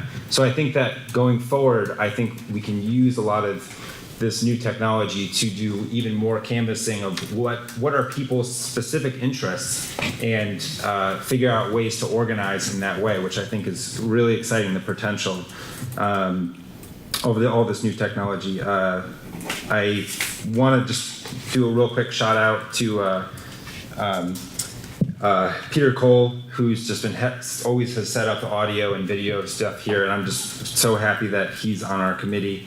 And I want to invite anybody else who's really interested in whether it's doing AV stuff or if you're interested in doing social media, you like going on Nextdoor, or you're interested in just any sort of outreach with movies in the park or the Winter Luminary. We can use all the help we can get. It's a lot of work, but I'm excited, and I'm hopefully you guys can reach out to me if you are interested. And you can contact me on our Facebook, on my personal Nextdoor, I'm Keith Schwellenberg, or on my email, which is kschwellenberg@studiocitync.org, and I'll put a link up on the live stream. But thank you very much. Thank you. Okay, Mr. Treasurer, you are now up. As you can see, Keith is not just another pickup truck. That's the important part, though. Thank you, Keith. It's such a pleasure to have you on the board and schlepping things. So the treasurer's, let me just say the treasurer's report is we had money and now we don't. Our bank account is closed. And how much did you get? We have no money for the next 2 weeks, and maybe longer. So the MER that you received or are looking at is extensive and shows just about all the money that we spent up to the end of the fiscal year. I will give you a more comprehensive wrap-up in next month's meeting when I do the June MER, which closes out our fiscal year. I will give you totals spent on all the events that we had, so you get an idea for the next budget year what we may or may not wish to spend. I went to so as of now our bank account is closed. We are overdrawn $600. So we spent everything, and the 600 will be debited from next year's fiscal budget. So it'll be not 42,000 next year, but 41,300 and change. So I'll be more specific in next month's wrap up. Closed or not? It's closed. Yeah, no, because they're transitioning to a new system. Oh, okay. So that's why they had to wrap up 2 weeks early. Right. Okay. So Richard Niederberg and I went to the new training program today for the new system. And the MERs the expenses will be posted as they happen, as they're approved, as they're paid. And any and every stakeholder will have access online to view what's happening on a daily basis with the budget, with the expenditures, where it's going. They'll see receipts online. Every receipt will be posted online, and it will be completely transparent. And those who are interested can check in and see where the money is going and how it's being spent. You can also come to budget committee meetings and see how it's being spent. And you can also read the MERs now. You can see where the money is being spent. Just a quick word about next fiscal year. Well, why don't we vote on the approval or not, comments on this, and then I'll talk about next fiscal year. Okay. Do we have any comments on the MER as you've seen it? Okay, you want to, will approve? We have the motion, the Board of the Studio City Neighborhood Council has reviewed the monthly expenditure report for May 2017 and hereby accepts and approves it. We have to do a roll vote. I have the rule. Okay. Here we go. All right, we have Richard Welsh. Alex Isbicki. Aye. Andrew Sussman. Yes. Craig Gradow. Yes. Eric Previn. Aye. Excuse me? Aye. Aye, okay, thank you. We have Keith Schwallenberg. Aye. Richard Niederberg. Yes. John Croteau. Yes. Patrice Berlin. Yes. Patrick's not here. Heidi McKay. Yes. Lisa Karagian. Yes. Rita Villa. Yes. Robert Schiller. Yes. I say yes. So unanimous. For the record, this isn't my phone, it's somebody's phone. I found on the floor here. And now I know it's an emergency locate my phone signal. Can you turn off the audio on it? I don't know how. I don't know. There's a switch on the side. Peter. Alright. Stick it in the ice tub. Just turn it off. Okay, I don't want to take a lot of time. So here's what's next. Listen, guys, here's a peek into the future. I've got a phone. Okay, hey, excuse me. Here's what's a peek in the future. Well, maybe that fixed it. Or put it outside the door. Nice. There's 5 cameras on that. Okay. My broken phone. All right, everybody, calm down. Rob, you're on. So today I signed an affidavit to the city saying that I understand that if we do not submit the budget by July 1st, that we are limited to $333 a month, not to exceed $1,000 in the course of 3 months until the budget and its packet has been submitted. So, and I guess Denise will be signing that too. And I already signed today. We're also going to have, by the way, Madam Secretary, a new form, a new BAC form, Board Action Certification, for all motions relating to expenditures. We should make sure we download that off the site July 1st and use that now for any board vote. I don't know. This is just a draft, but I just want to make us aware because we've had issues. They're trying to simplify which forms we use. So this will be for funding requests now. It's called a BAC. We're getting $42,000 again next year, but we have been told to allow money for elections next year. Now, the election issue we've been talking about, it's, I'm not commenting on that one way or the other, but they said it may not happen, but to put a line item for election expenses, and then if it doesn't happen next year, then we can reassign it. Okay, so I'm just letting you know that's going in the budget for this coming fiscal year. We need to have a budget committee meeting. I'm hoping before July 1st. I've been trying to get us to have it. We need to have people interested in submitting programs for next year, whether it's festivals or luminarias or writing contests or sustainability committee fairs. Come to the budget committee meeting. Give us an idea of what you want for your program, and it will be then packaged by the budget committee, presented to the board, and we'll vote on it in what I assume will be a special committee meeting by the board, for the board to vote on the budget for next year so that we can submit it by July 1st to get access to our money. Okay, that's it in a nutshell. Any questions? Okay, that's my report. Thank you very much. I have one question. Oh. What is the line item for election that they've suggested? Is it where they take that money? They didn't suggest an amount. They just said, there is a line item on the budget that is for elections. Right. We didn't use it this year because we didn't have elections. But last year, was it not, I recall something like $7,900. $9,000. $9,000, there you go. So that's a lot of money. Now, if we spend that money, does it get just put into the hopper and they spend it, or does it get spent? How does that money? That's for how we hold up, it's for our. What are the costs? I think we contract out to the departments, don't we?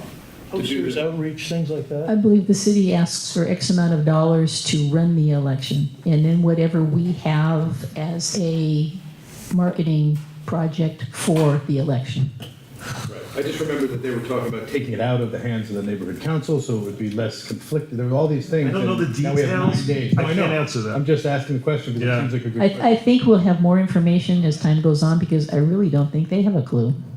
They don't. They're making it up as they go along, as usual. Maybe we should.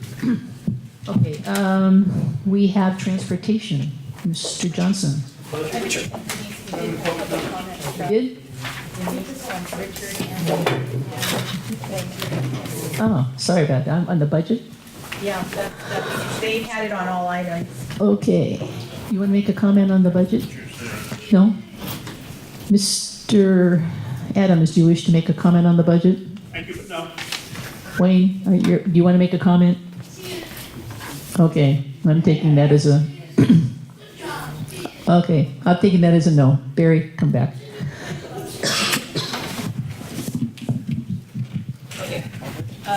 No budget report.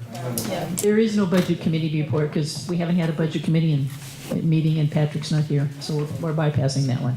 Do you want me to read the motions and then you? I do have one thing to report on first. I was at the City Council Transportation Committee meeting last week, and they passed through to City Council an ordinance that will make it against the law to park your car on your parkway, which hasn't really been a big problem in Studio City, but it has been a problem in other parts of the city. So, and we've been following it for like 2 years, and it's going before council.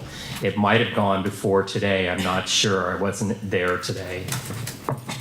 Mr. Previn might know. I think it did get. And I'm sure it passed. Yeah. So it's a good thing. It just means if you try parking your car on your parkway, or even Stout routinely has their parking people park on the 14-foot wide sidewalk. That is against the law. If you park your car in your driveway apron, any of your car that's sticking over the sidewalk is against the law, and any that's sticking out into the street perpendicularly is against the law. So in my book, this is all a good thing. People on the west side would be upset. So anyway, do you want to read motion A? Okay, motion A. The Board of the Studio City Neighborhood Council, SCNC, requests that the Los Angeles Department of Transportation, LADOT, investigate possible traffic calming measures, including speed humps, on the 12200 block of Landale Avenue.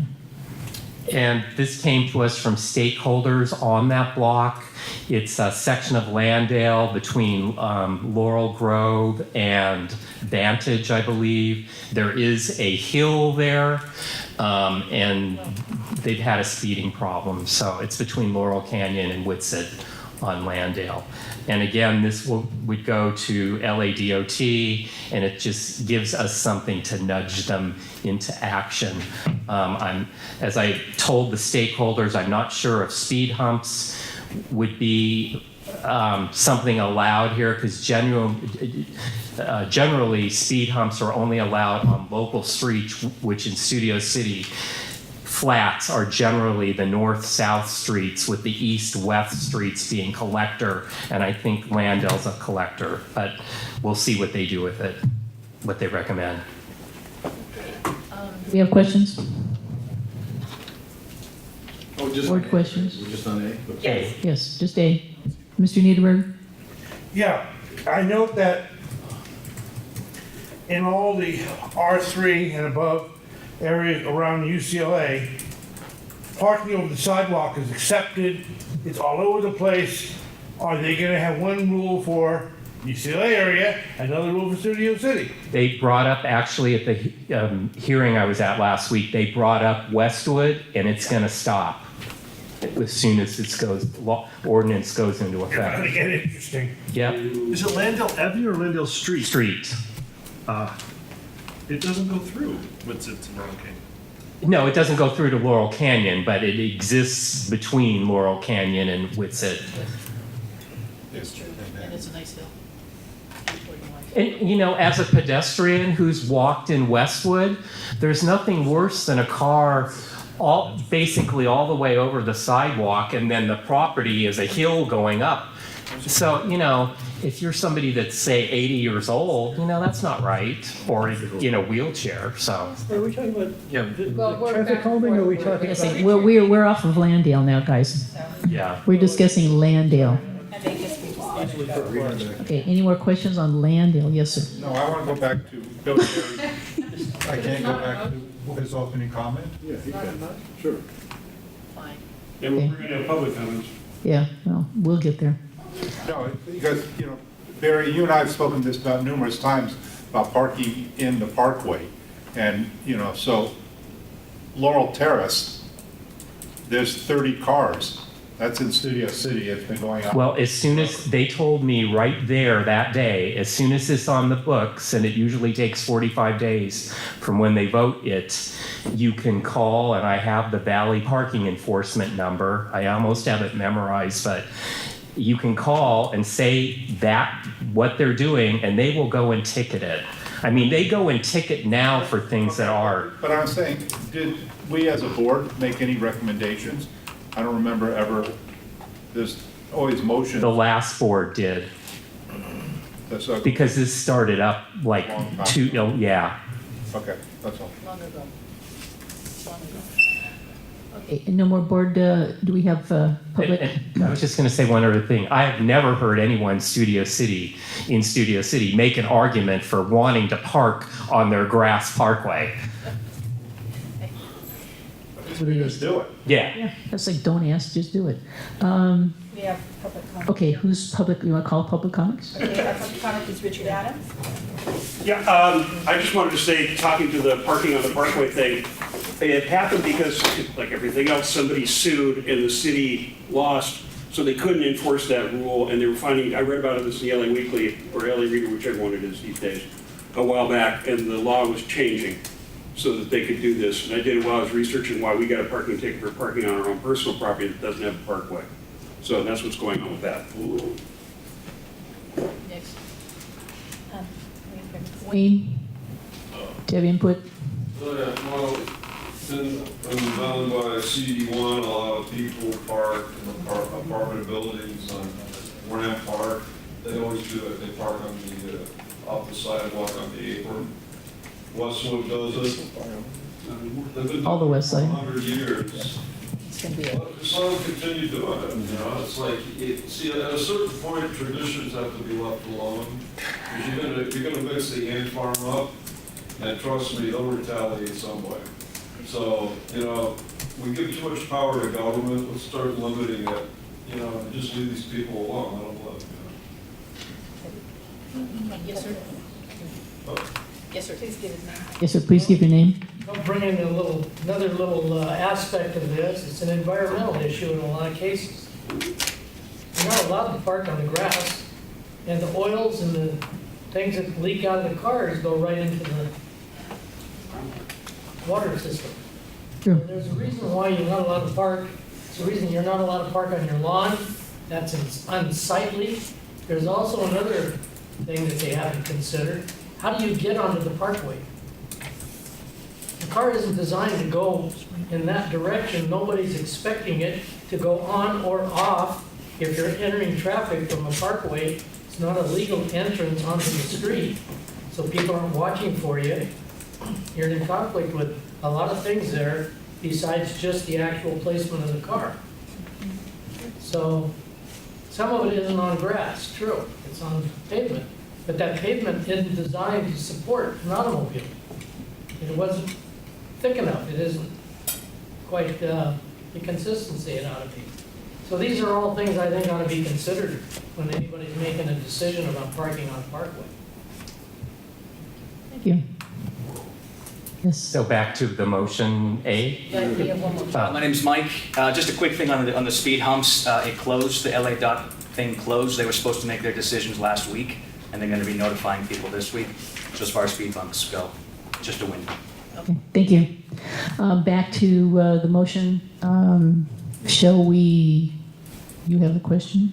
Very quick, and that is, just to show being fair, USC has the same problem in the area of Fraternity Row going north to, Adams, but maybe, because that's a historical preservation district, and the Adams houses there that were Queen Anne primarily, basically, they didn't have cars when they built those houses. They allowed them to park in the front lawn, and sometimes they go right onto the parkway. Right. That's a pre-existing condition because the houses were there before the law. That's Thank you. Fair to USC and East LA. Okay, let us vote on this. Why don't we do a show of hands? Everyone for this motion, please raise your hand. Just opposed, All those opposed? Mr. Sussman, okay. All right, motion. Any abstain? I'll go yes. Okay, so no abstentions. All right, motion B. The Board of the Studio City Neighborhood Council, SCNC, requests that the Los Angeles Department of Transportation, LADOT, and the State of California Transportation Department, Caltrans, install a traffic signal at the intersection of Tahunga Avenue and the southbound 101 Tahunga Avenue off-ramp. Many stakeholders from this neighborhood on Tahunga and adjoining streets have come to the Transportation Committee citing dangerous situations, which I myself witnessed in going north and south on Tahunga. And that is people get to the off-ramp coming off the 101 and they don't really come to a full stop, and they enter the intersection. And I can't tell you how many times I'm going north on Tahunga that I have to slow down for the car that's going in front of me. And actually that in itself is breaking the law, because I know of someone who's gotten a ticket for coming out into the intersection, and this was on Ventura, just by the fact that the person who had the right-of-way had to put on their brakes. They were ticketed because they made that person slow down. So this thing, we need a signal. This is like, other than perhaps Haskell Avenue, westbound off-ramp, I don't think in the city of Los Angeles there's any other off-ramp in the 101 from downtown to the city limit border with Calabasas where there's not a signal coming off the 101 on any off-ramp. So, and we found out that we asked the question, would this be under the jurisdiction of Caltrans or the city?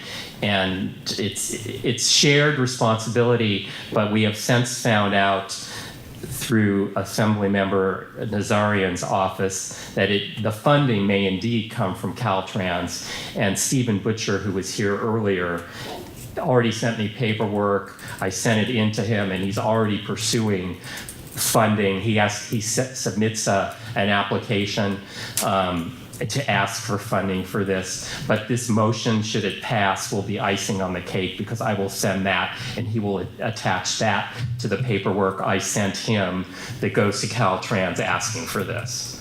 So, and there's money for this there in the state budget, and somebody else will get it if we don't. So. All right, yes, Mr. Probst. Is this between, on Tonga, between Moore Park and Riverside? Yes. On the west side of the? East side of the street. It's the only off-ramp, and it comes onto the east side of the street. So if you were coming from Van Nuys and you exit on the Tahunga off-ramp, it's at the bottom of this ramp where there's now only a stop sign. Yes, sir. That is a scary intersection, and every time I get off the 101, it's nerve-wracking. and every time I go north on Tahunga, where I live, it's nerve-wracking. But is there any report of actual accidents? Because I'm concerned about then every time I want to go north on Tahunga being stopped at a BS light with no traffic. Like, that's more annoying to me than just being aware at that intersection. Well, from what I understand, this off-ramp would probably get tire activated because at midnight, there's not probably a lot of cars coming off the freeway. Not that there would be that many on Tahunga, but the Tahunga traffic's gonna get priority. You know, it won't just be automatically changing. Because already that light at Moore Park and Tahunga after midnight is just red all the time. Like, you have to go around. You can never go straight on Tahunga. Right. So if that whole street just becomes One series of lights. Well, and I was told that if we were to get this, they would do a study. The state would link up with the city in terms of timing with both the signals at Moore Park and Tahunga and Riverside. Else over there? No? Mr. Slee? Mr. Will. So, has there been a traffic study of how much traffic to warrant such a light going in? Is there enough? That's what Caltrans will do. That's the first step, right? Is Yeah, to just yeah. see if, But I've seen accidents there. I understand, but just one more traffic light.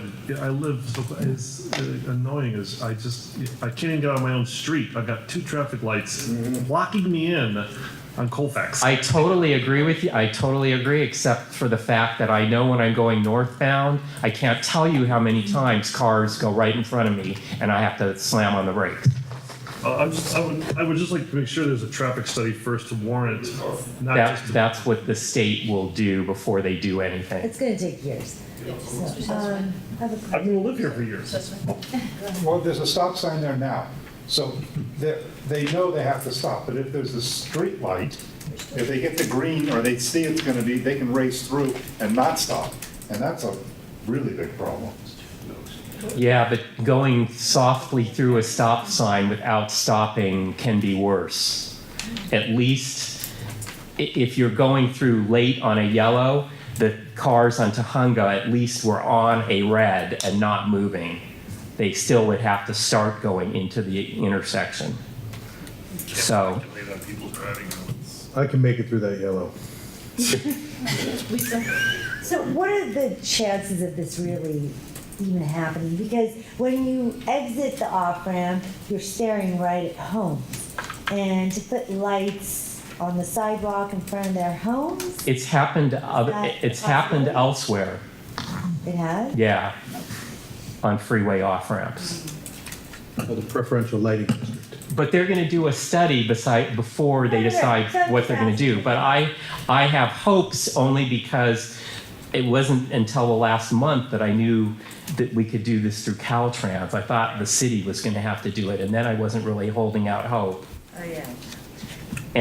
And Stephen Butcher seems to be taking an interest, so. Because I've had the arrows painted there several times. Stop sign changed a couple of times. Do we have stakeholders? Yes, Richard. Well, a couple of comments. One, I've seen accidents at that intersection. 2, it's easy to blow through. People do all the time. I don't know anything about that personally. And as for lights not changing late at night, I know people don't understand. Almost most intersections with lights, you'll see in the various lanes these large circles with lines going on. Those are magnetic anomaly detectors. If you want a left turn light that's cold water first thing in the morning, you stop 3 cars back on the pad and you get a right turn lane. If you're trying to go up your street late at night and the light's red, see where the magnetic anomalies are there and stop on top of that and the light will change and you'll get a green light. This is the way physics works. This is the way science works. This is a good idea. I'm totally in favor of it. Let Caltrans do their study and decide what's best. Yes, thank you for that. But on that corner of Moore Park and Tahunga, Excuse me. it does not work. Excuse me. Thank you. Do we have anybody else, Wayne? Yeah. Hey, Wayne. Well, it's a good way to cheat off the freeway in the 101 in the morning. And, So putting the light will slow that down. Sometimes we have to get off and get on back to Ventura, and we sneak out that way. So too many lights, like these guys are right. And it's a bad idea. Too many lights already in that area. It's so slow. So I think we should ditch this, keep the opening where it is. So when the commuters have to cheat off the freeway and go through there. It's just one of those rites of passage, that everybody has to have, So we gotta keep it the way it is, tradition. Okay, tradition. He has stock in ways. Time out. We have one more comment. My husband and I had our business on Moore Park at Craft, which is pretty much around the corner from there, and I used Tahunga a lot in those 20 years, and that freeway off-ramp. And I was endangered many times, both getting off the freeway and going up Tahunga. And I think that to have a standard light would be not productive, but to have a light that would be tripped by a car coming off the freeway, that would be the smart thing to do. And it would make it safer for everybody. And it wouldn't hang up anybody on Tahunga if there was nobody coming off the freeway. Okay, thank you. Okay, can we do a show of hands? Everyone, yes? Everybody who is for the motion?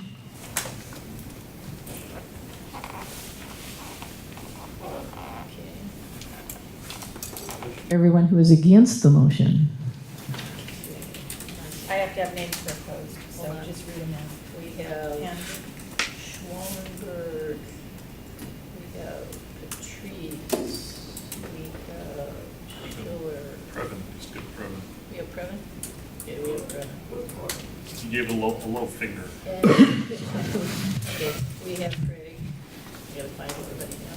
And we have you, sister. And, okay, we have 1, 2, 3, 4, 5, 6, 7 no's. Then. Seven And we no's? would have, and the way that carry, we have 1, 2, We need 3, 8 to pass. 4, You said seven. 5, 6, 7. You're dead in the water. 7 to 7.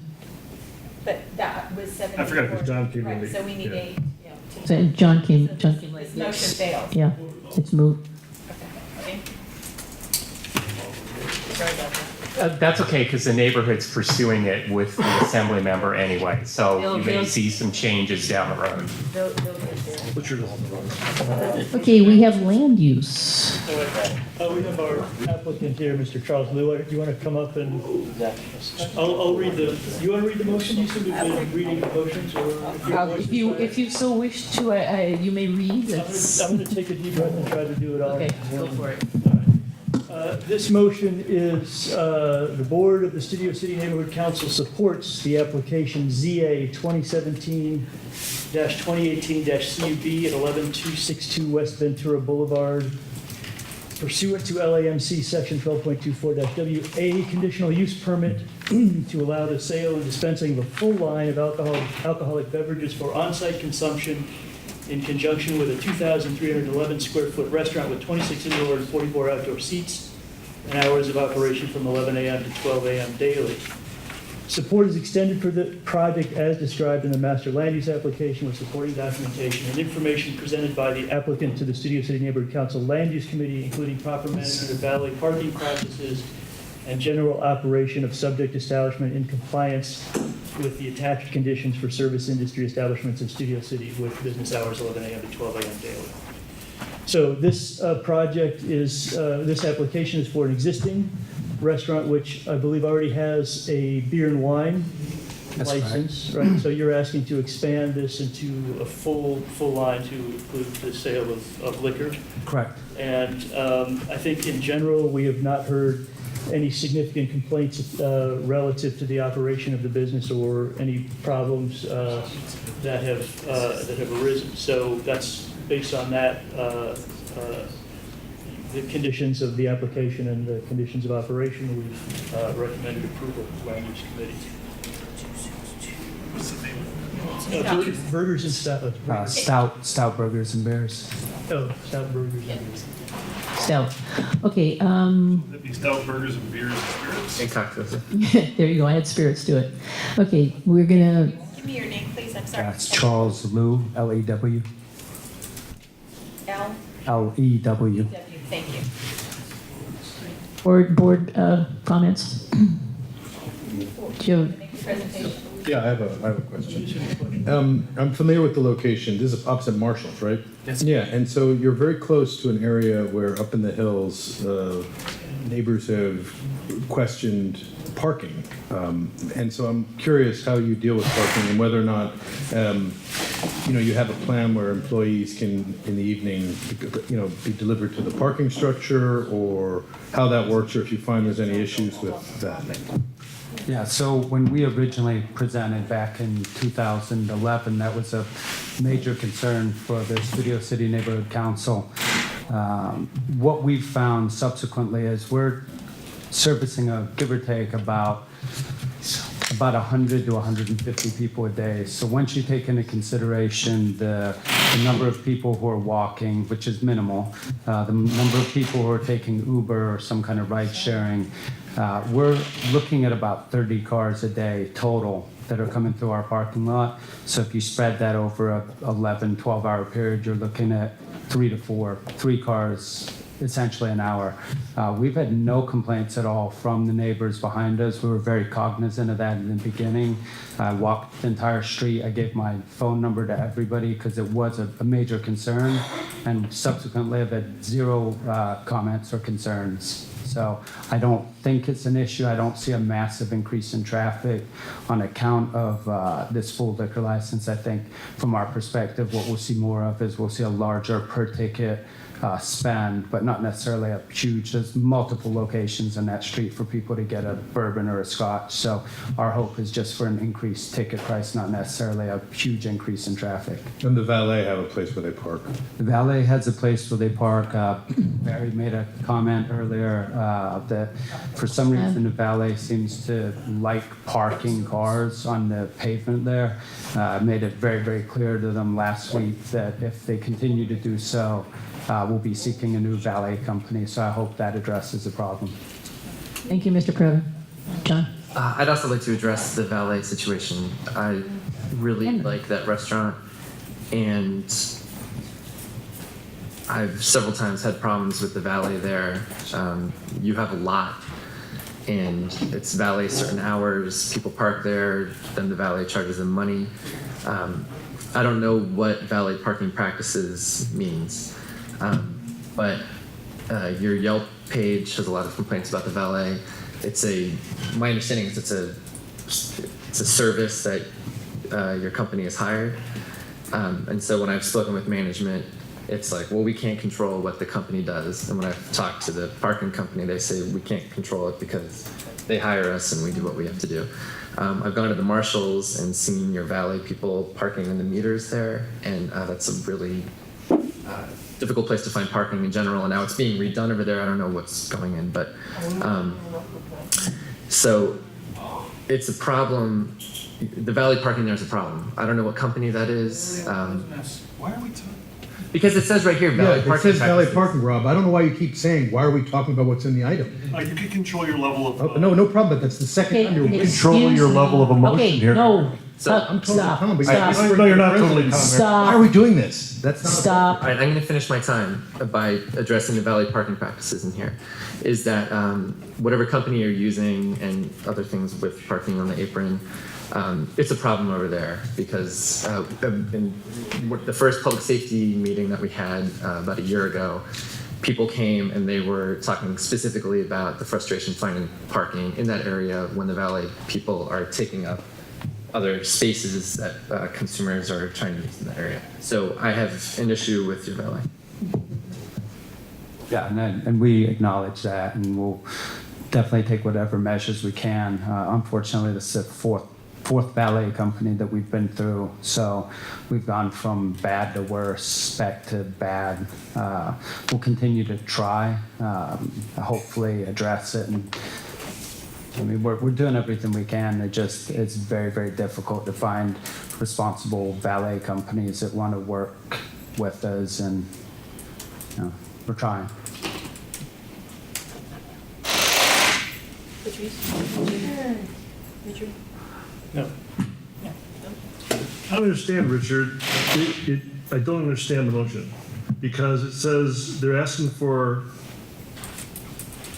extend their alcoholic license. Correct. What does parking have to do with that? Parking is- Is this an additional request? Because it says support is extended for the project. What's the project other than the license? The project is the application for that license. Our standard conditions, which are black and white, pre-approved, blessed by the anointed hand of the city attorney, include references to valet parking. It came up, Mr. Johnson brought it up at the Land Use Committee meeting. So in trying to reflect the concerns that came out of our Land Use Committee meeting, I referenced that in the motion. But really, there's no additional seating, there's no additional square footage. It's not really an architectural project, it's a license, it's a liquor license extension. Is the liquor license contingent upon review of the valet parking or parking situation? It really is, but Okay, it's so not, why is it in the motion? because it's an opportunity for us to have this conversation with the applicant, and it's consistent with my kind of feeling that a lot of this conversation, this forum, has to do with outreach and exchange of the kind of concerns that we have, that we wouldn't have had an opportunity to have this discussion without that application. I appreciate that, but it feels like we're mixing two apples and oranges here. That if they're applying, well, let me just, you see where I'm going with it, right? I don't have to explain it. Okay, yes, Rita. I guess the only thing I would say is that, there aren't a lot of opportunities to have the conversation and to engage with an owner or the representative of the owner. And I think Richard is taking the opportunity to say, hey, he's trying to be responsive to what John was saying about the problems that are there. And in trying to be responsive, he's included this in our motion to say, we support you, but we want you to address the valet situation. And I I'm think just suggesting, my point up for the record is, not saying there is or is not a valet parking problem, and that John has an opinion, or Eric has an opinion about it, or Richard has an opinion about it. That's a different forum. If land use, if we're talking about a law, they're applying for a specific application, and we are deciding whether we support that application or not, to add on an adjunct issue just because they happen to be here, feels like that's like adding a pork barrel thing onto, a main funding request. So that's just my opinion. I'm confused about why. I'm always open to friendly amendments. I would be glad to strike that particular item. It really doesn't pertain. That's what led to my confusion, is I don't understand what parking has to do with the law of applying for. It really doesn't. It's an opportunity to look at the operation, right? And that to me is a big factor in considering these food service industry applications for liquor licenses or SPPs. It will come up because it's on Ventura Boulevard, right? Those are the two. We don't hear every single restaurant or liquor license application, right? So when we have that opportunity to have a discussion to bring up an issue related to the operation, that is referenced in our standard conditions for food service industries. The valet parking, and I have a copy of it. Let me pass that down to you just for your reference. You can keep this copy. But this is our blessed official kind of rubber stamp.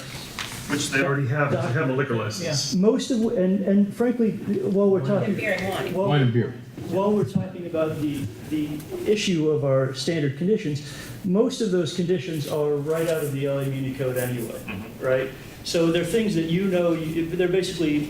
we're basically saying, follow the law and we'll support the application. It's more or less of a rubber stamp. But when we have the opportunity to customize it with some concerns that we've heard from the community, I think it's important that we take an opportunity to reference As those. leverage for supporting that just doesn't. Absolutely. Yeah, to encourage them to support. Thank you for explaining it to me. It's a theory, and frankly, a lot of us, for me, it's experimental. I take something away, and a lot of it is improvisational, right?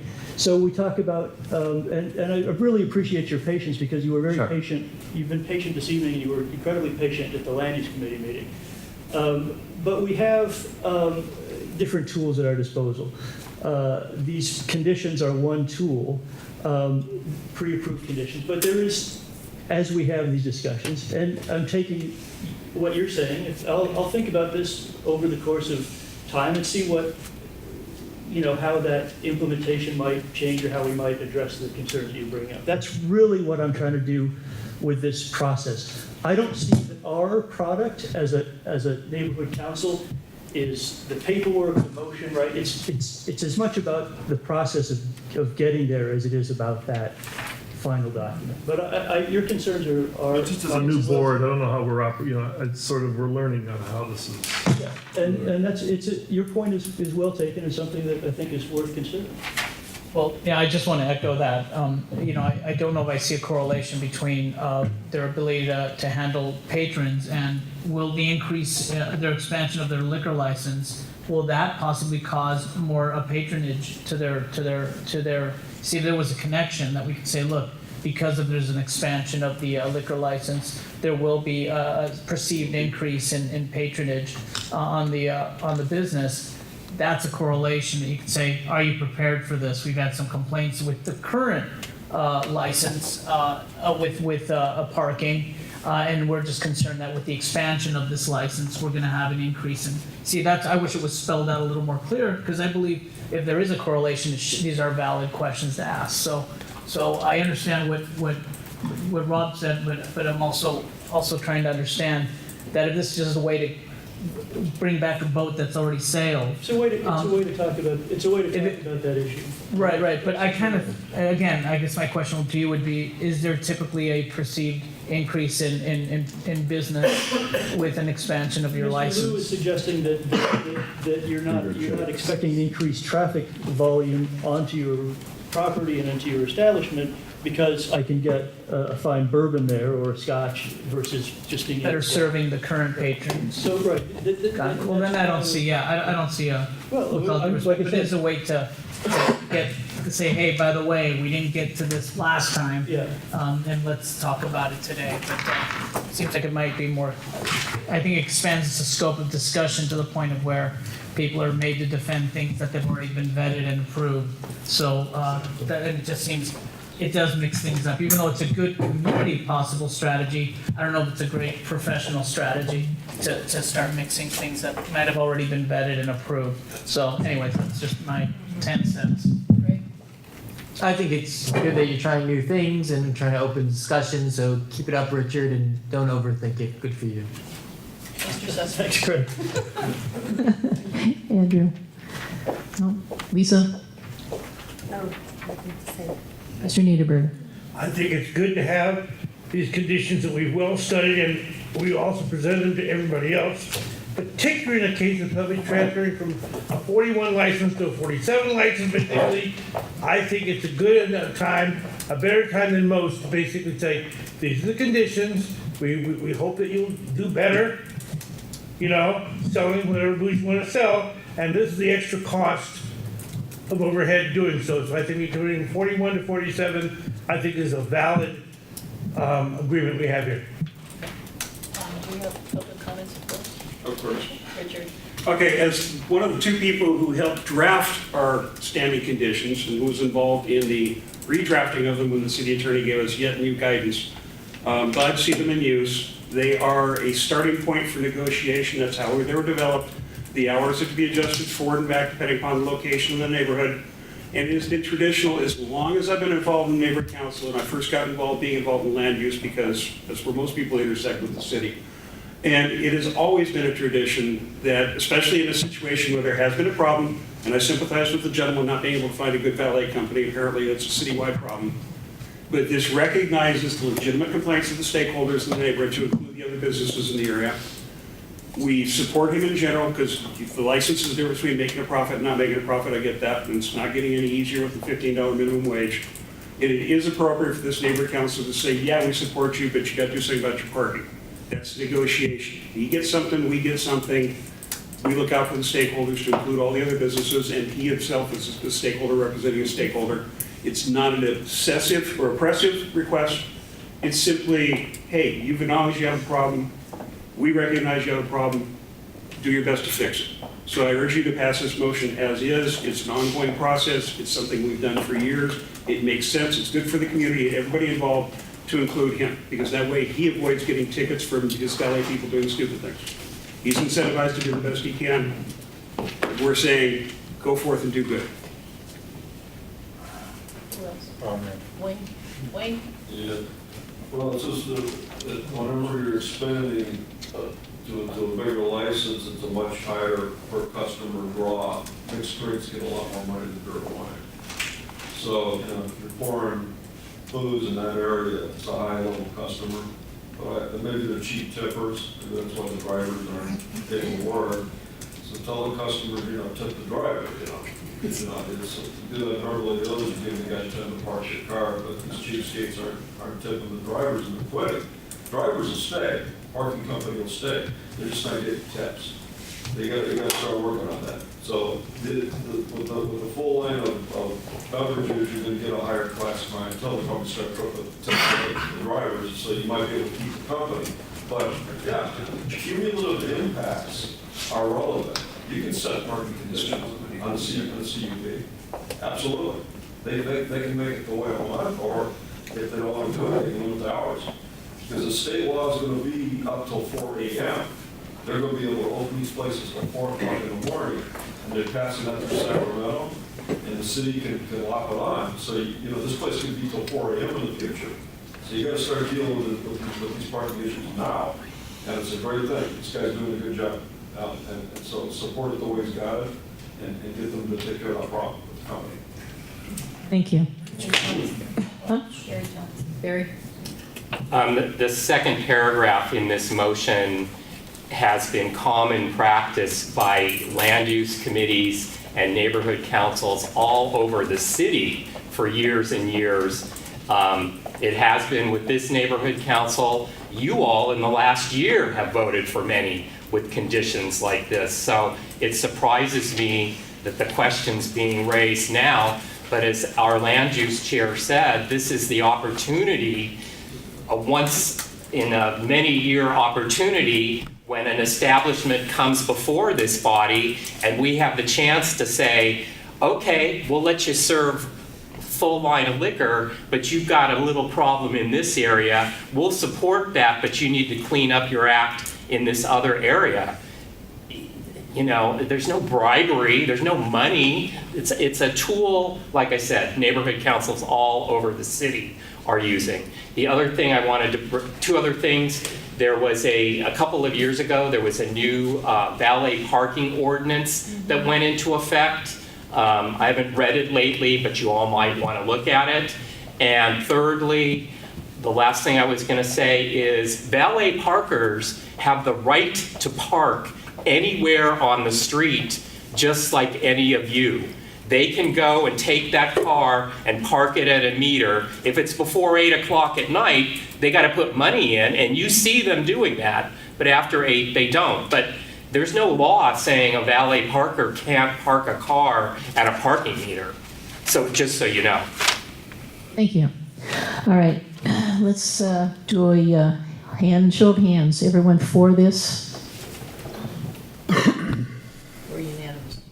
Everybody? No? Unanimous? Yeah. You didn't believe it? Go figure. All right, we're moving on to... Thank you very much. Thank you.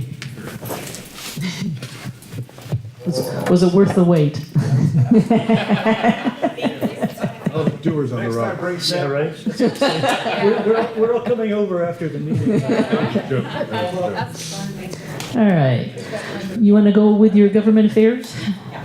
All right, so the Government Affairs Committee met. We had a special meeting because the working group for the cannabis citywide working group finally finished its work, and all of the departments being coordinated under Herb Wesson's office, Council President Wesson's office, and Andrew Westphal from his office specifically have worked with all the departments to come up with the regulations that got issued a few days ago.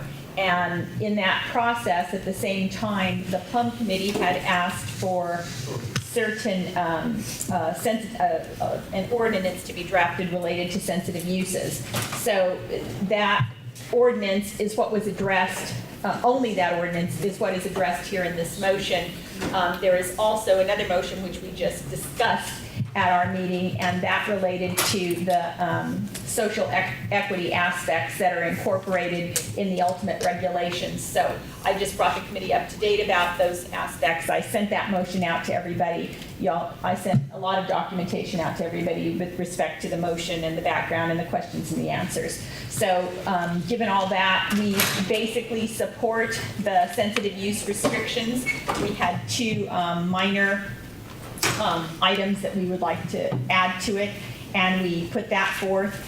And the Plum Committee then asked for an additional supplemental ordinance related to the land use review option and imposing certain site-specific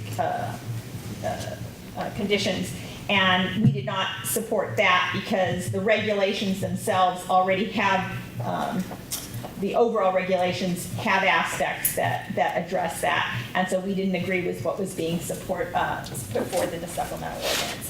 So Denise, do you want me to read the motion, or do you want to read the motion? You can read it. Okay, so I'll read the motion. The Board of the Studio City Neighborhood Council supports the location restrictions set forth in the draft dated June 8, 2017 of the proposed ordinance and the related summary of draft commercial cannabis location restrictions, with the following exceptions: that an HI hybrid industrial live/work zone would not be included in Section A Commercial Cannabis Activity Item 1.A.1, and that the Ventura/Cahuenga Boulevard Corridor Specific Plan should be included in the specific plan zones listed in Section A Commercial Cannabis Activity Item 1.A.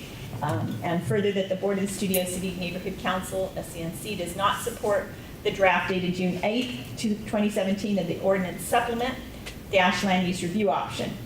The SCNC supports the review and imposition of site-specific conditions by the city's Cannabis Commission for each commercial cannabis activity business seeking a compliance document. And additionally, the applicant should be required to notify and obtain support from their neighborhood council as part of the application submission package. So that's the motion. I would entertain any questions of the board if they have. I mean, they all read the stuff and. Do we have questions, or did you manage to read everything and understand? Real quick question about buffer zones. Yes. So just because I want to understand it from a layperson, so where do you have a buffer zone? Which businesses have a buffer zone where they have to be separate? There was a list that I sent out of an entire list. Here. It's so confusing because I was like, wait, is distribution? You know, Sorry, it's like can all I these just use your different. thing? Okay, so I'm sorry, she had it out. I don't want you to reached read over. the thing, but yeah. So for retail dispensaries, you have a buffer required, and it lists all of the zones that are there. For micro businesses, there is a buffer required, and it lists the zones where micro businesses can be located. And then if you're in cultivation and manufacturing, you're not required to have a buffer zone because you're only allowed to be in certain specific zones. And if you're doing distribution and testing, the buffer is also not required because, again, that's in a commercial or industrial area, specific zones set forth here. So this is what answers that questionnaire. And you can be in different businesses or all the businesses. Yes, but you have to have a license for each one of these types of businesses. Each one is a distinct thing. And first, just to give you a little bit of background, I don't know how much you all studied that, but you have to, have a state license and have gone through that, and then you have to have your certificate of compliance from the city. That's the second thing. So unless you have both of those things, and to even apply for a license in any, or your certificate of compliance in the city, to even apply for any of these categories, it's going to be at a minimum of $7,500 application fee, non-refundable. So you send it in and you do your stuff and you put in your package, and if the commission says no go, you're just out of luck. Would they be required to be approved by neighborhood councils or anything like that? That is one of the aspects that's not in what the planning, not in the supplement that they put out, but it is in the regulations. And the Government Affairs Committee is going to address the whole regulations at our next meeting. And then we'll come to the board with the motion related to that. That's what's anticipated. So that's going to be a separate motion addressing the overall regulations. This was just one specific thing related to sensitive uses. So that's it. Thank you. Thank you. Anybody else have a question over here? No? Questions? All right. I'm assuming Richard Adams. Forgive me if this was covered while I was across the street, but the body does what the body wants. Fill me in on this hybrid industrial live work zone should not be included in the section and explain why. And B, what is including the specific plan in the other area, what does that do?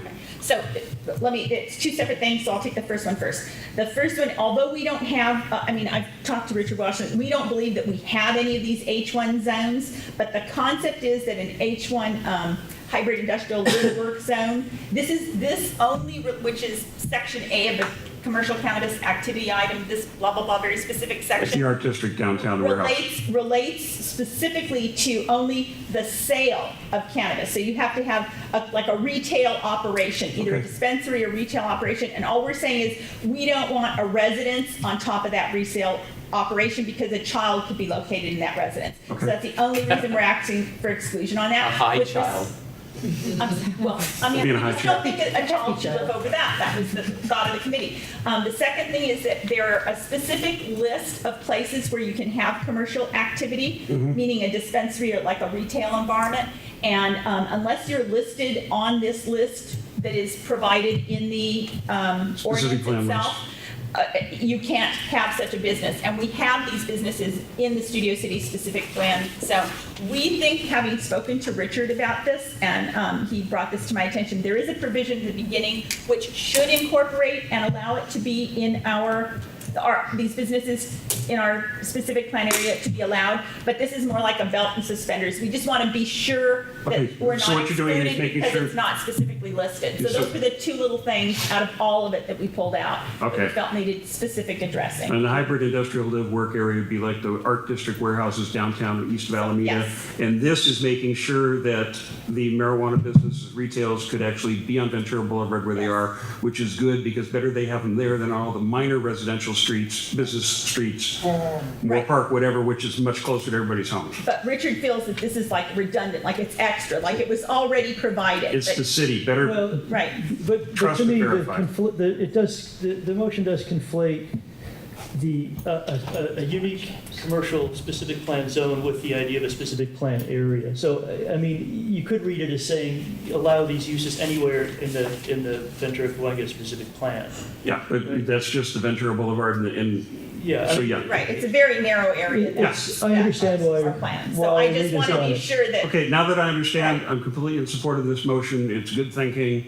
Like I said, we'd rather have the retail businesses on main retail drag than on the side retail streets, Moore Park, Riverside, whatever, which is much closer to everybody's houses. I'm totally in favor of this. And then Barry Johnson. I support this motion. Rita is Studio City's guru when it comes to medical or any kind of marijuana legislation. And I just want to say, in regards to the child being high, I have stood at at Colfax and Ventura, the alley where we post our agendas, and out the back of the medical marijuana store in the alley, the marijuana stench is so bad, I believe if I stood there for 5 minutes, I would get high. And this is another issue, but they're not supposed to be lighting it up in these places, and they obviously are. Please support this motion.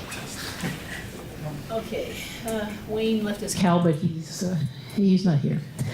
Okay, you have a question, sir?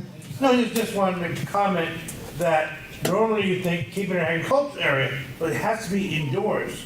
Yeah. So you cannot use wage in golf and tennis to grow it, even though it's the right zone.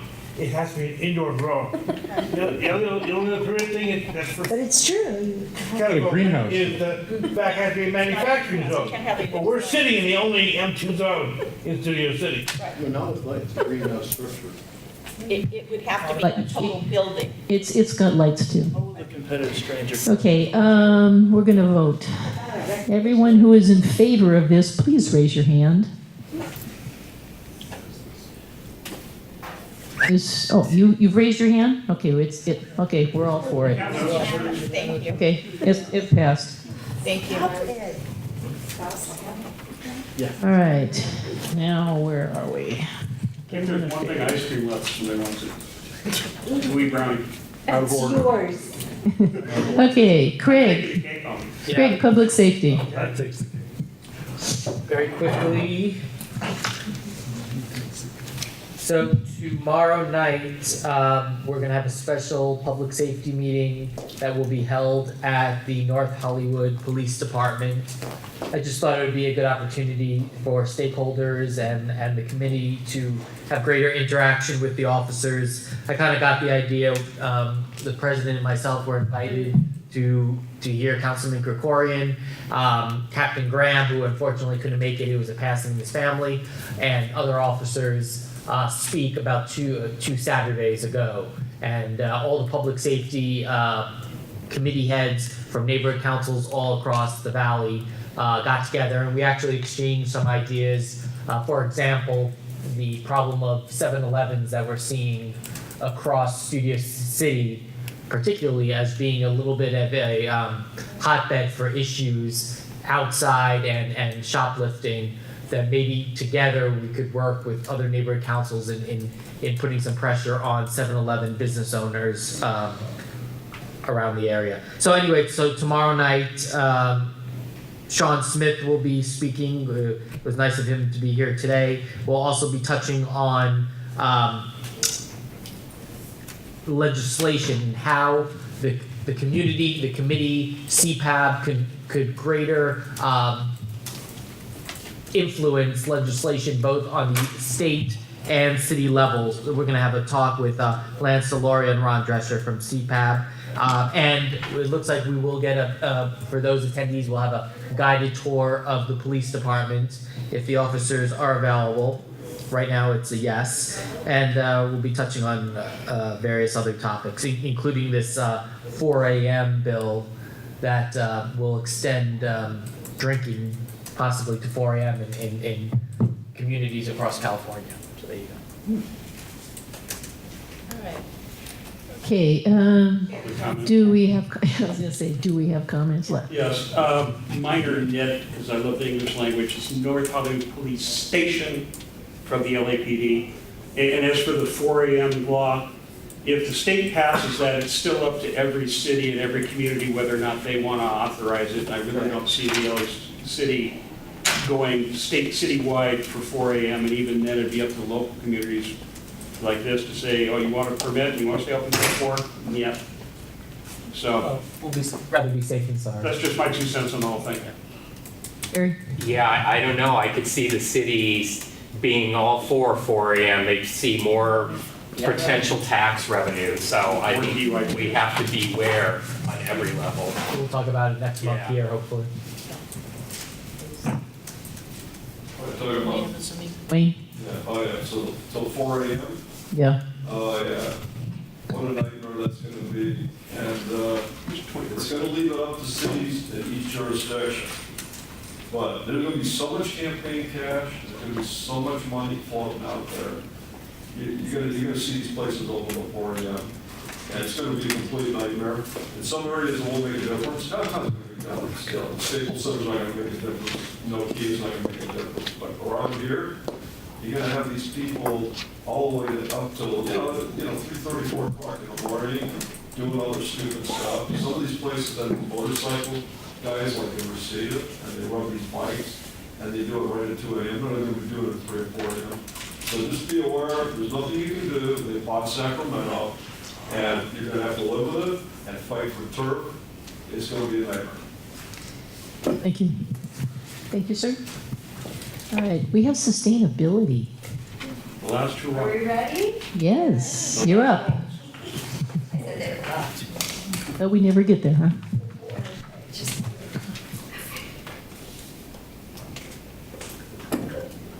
Heidi.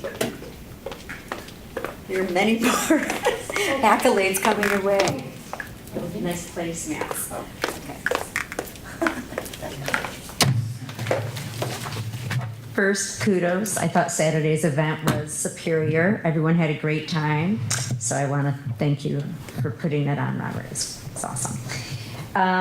We had a great meeting at our June Sustainability Committee. One of the gentlemen that attended our meeting as a stakeholder came.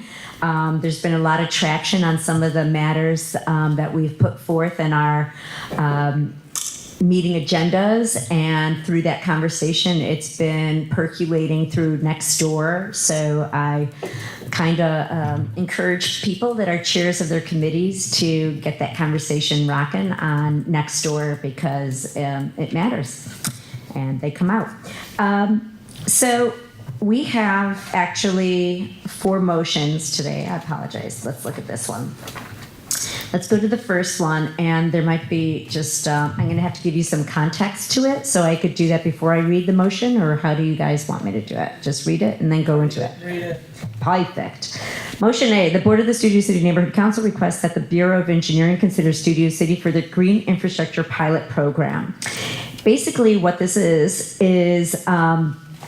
you have the city's Budget and Finance Committee work with the City Department of Engineering, I believe it is, and they are going to select a couple of locations throughout the city to use alternative materials for percolating down into your aquifers, and just alternative materials that are going to be more sustainable. They did, when I spoke with them, they said that, wish we could use Studio City. That's what we were pushing for. But for that particular element of this, which we call it green infrastructure pilot project, they're only doing those sidewalk repair locations by city facilities. So that's out. But I spoke to another gentleman that has a piece of this in the works, and basically what he said, you know what, go to your stakeholders and ask for a list of potential locations where the sidewalks do need repair, but it's going to be in the flats, and we might have an opportunity to do a bioswale or a cutout. And if you've ever seen the bioswales, they're kind of like this landscape that has ebb and flows, and it collects the silt and it percolates down. So what I'll try to do is have something written up by Mr. Wing Tam, who is the person I spoke with regarding the Bureau of Engineering and this green infrastructure pilot. And he said he will assess what we come back to him with as for locations that we, Studio City, could be part of the pilot. It would be great. They have the funding.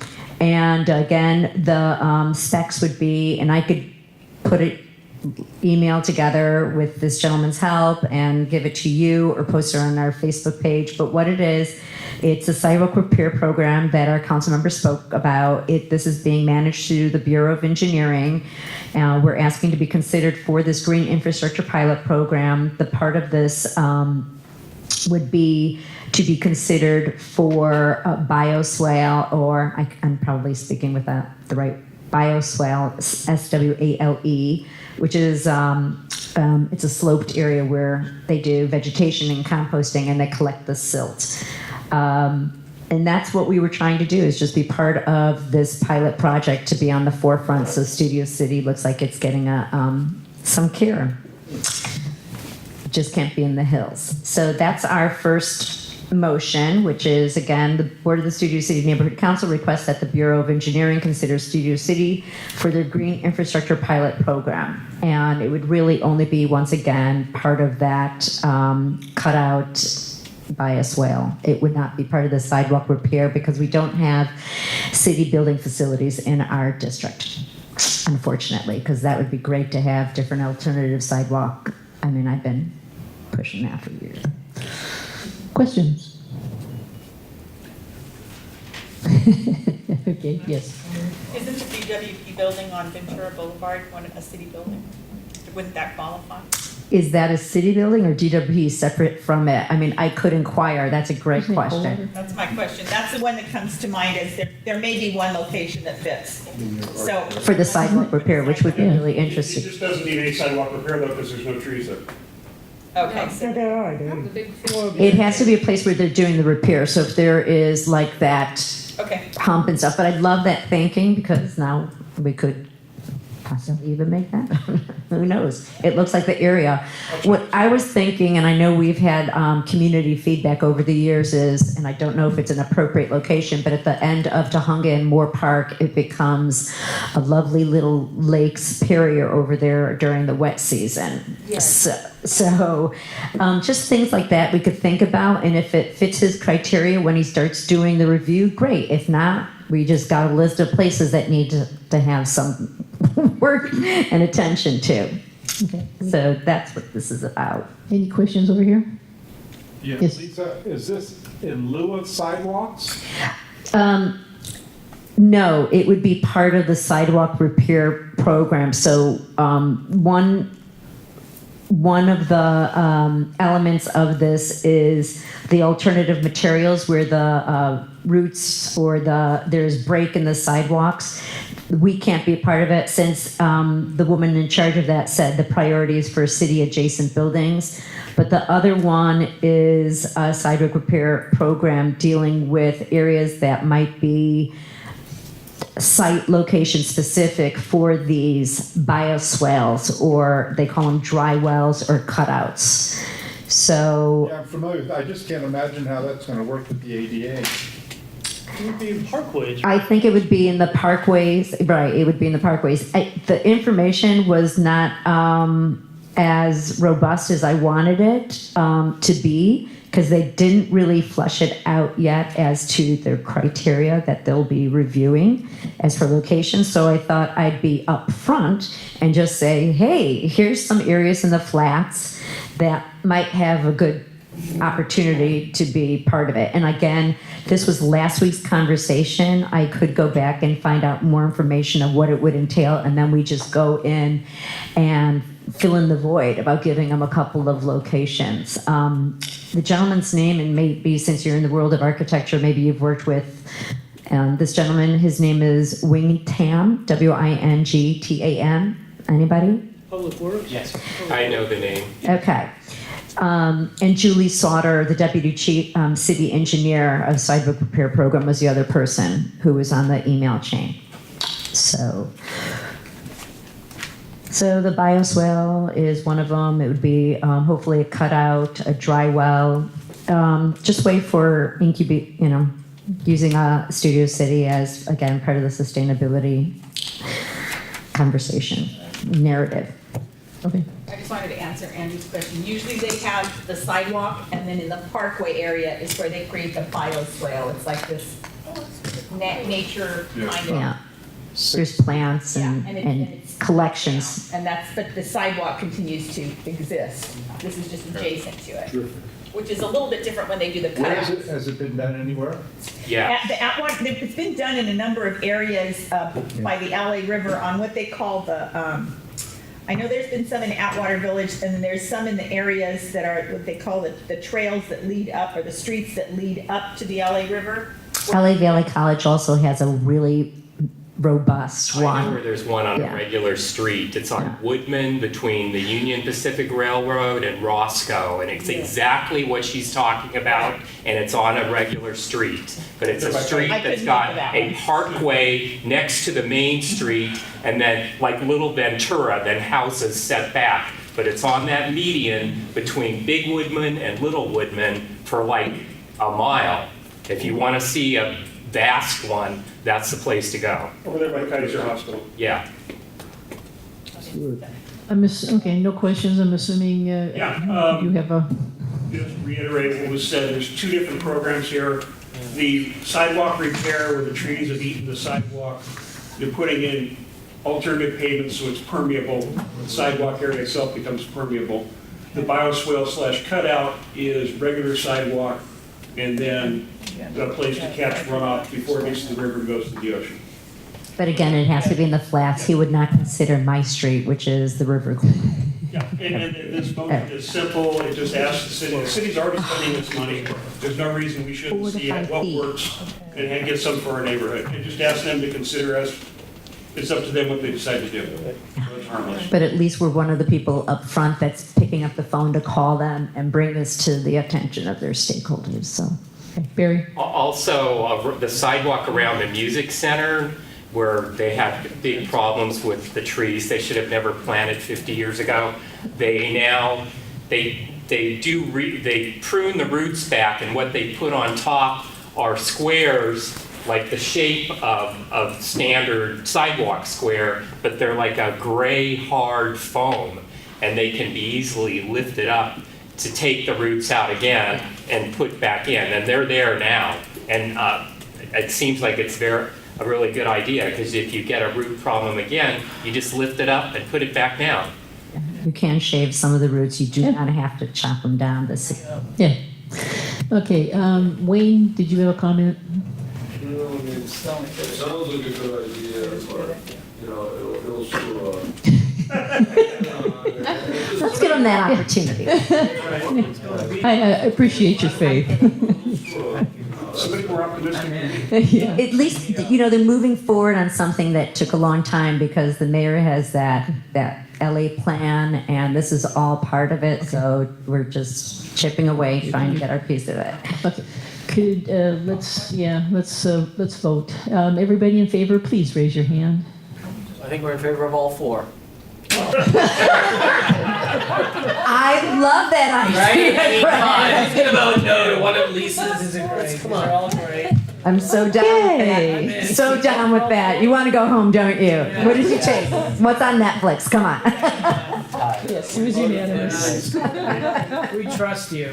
We trust you. Tell you what, let's read the next one and take a Next vote. one, all righty. Okay, Read the I'll next try to one, make take this a vote. painless. Okay, the Board of the Studio City Neighborhood Council requests the City of Los Angeles to become the zero or ultra low emissions ground maintenance operation similar to the adopted by the City of South Pasadena. Okay, zero emissions. Guys, this is basically going to the maintenance of our public property. If they could just use non-gas powered equipment, which exists, we would all be in a better state. If you want me to start downloading some of the stats, I will give you. No. I'm here. No. Ready? No. Okay. I could tell you about the ear condition that we all, the condition of our ear that we just got rated a C on. What do you want me to Due to Mr. Redo's insistence here, I'm going to take public comment. Mr. Adams? Yeah, I was there for this presentation, as you all saw, for whatever reason, I'm on the Sustainability Committee. This is actually a for-profit company. They sit down with various large organizations that work for small things, and they prove to whoever that A, this is fiscally responsible, and that it will actually save the city or whatever money. And as somebody who has sat and watched city crews use gas-powered blowers, et cetera, within 500 feet of a home, mine, and not get tickets, yeah, I can't see the city workers actually, going for this, but if their management tells them to, and the worst that'll happen is they'll go sit down with the city will go, no, for whatever reason, and we're where we are, but if it works and actually saves the city money, then go waste it someplace else. So please vote yes. Barry? Vote yes, and I would just say, let's make sure that the city of LA, brainiac that it is, doesn't go and buy a whole bunch of electrical blowers that have to be plugged into a generator on the same street. These are battery packed, right? That's a great statement. They're lithium-ion batteries. Yes, they are. Lithium batteries, fast chargers, brushless motors, minimal maintenance, low operations costs, half the noise of gas. They'll cost more than the other ones. So They do cost more, but their life is more, and your life is worth more because the pollutants that, if you want me to go into. No. But generators are far worse than cars because they don't have smog devices. But this is a request to go in that direction, so that's what. Yes. It's part of the green thing with the mayor too. So Because 1 hour of mowing a gas with a gas blower creates as much smog forming pollution as driving a car 200 to 640 miles. Denise, you made me do it. Nice. Okay, one more, we have one more comment and we'll go vote. Propane, there you go, propane. But I use an electric chainsaw with a rechargeable lithium-ion battery. I charge it one time and I can use it for 3-4 months. So this technology is getting really, really good. This is an excellent program. Because I use it up in my ranch, 60 miles from here, plug them in, and go, man. Okay. All right, everyone in favor of this, please raise your hand. All This right. neighborhood council's going green. All right. All right. Okay, we're moving. We're almost there, Craig. Motion to say the Board of the Studio City Neighborhood Council asks Councilmember Paul Krikorian to request from the LAPD their policies and procedures for the enforcement of the municipal 112.04C gas-powered leaf blower ban. Additionally, we ask that Councilmember Krikorian receive a quarterly update on their enforcement metrics to share with the community. As you well know, we've been all over this. This is the gas leaf blower ban. It's been in existence since 1998. We don't have any enforcement. We don't have any, that I know of, metrics, benchmarks. We don't know how many calls are coming in and being enforced through the LAPD. I believe they've got some funding for more men and women on the street. Let's see if this could be part of the conversation. This is where my Nextdoor account blew up because of the conversations on this. And I didn't even start this one. I just happened to jump in on it. You got lucky. You got lucky. Mr. Adams. Yeah, my understanding is, just like with valet parking enforcement, LAPD has finally identified specific officers to enforce this. That's what we're asking the councilman, policies and procedures, how is LAPD going to use these people? And, so we have some idea of what to expect. It's going to be like parking enforcement valets, where they just come whenever. And the enforcement metrics is, since they're just starting this, we can't say, what are you doing? But we want to know, say, quarterly, okay, what are these cops doing? How many citations have they written?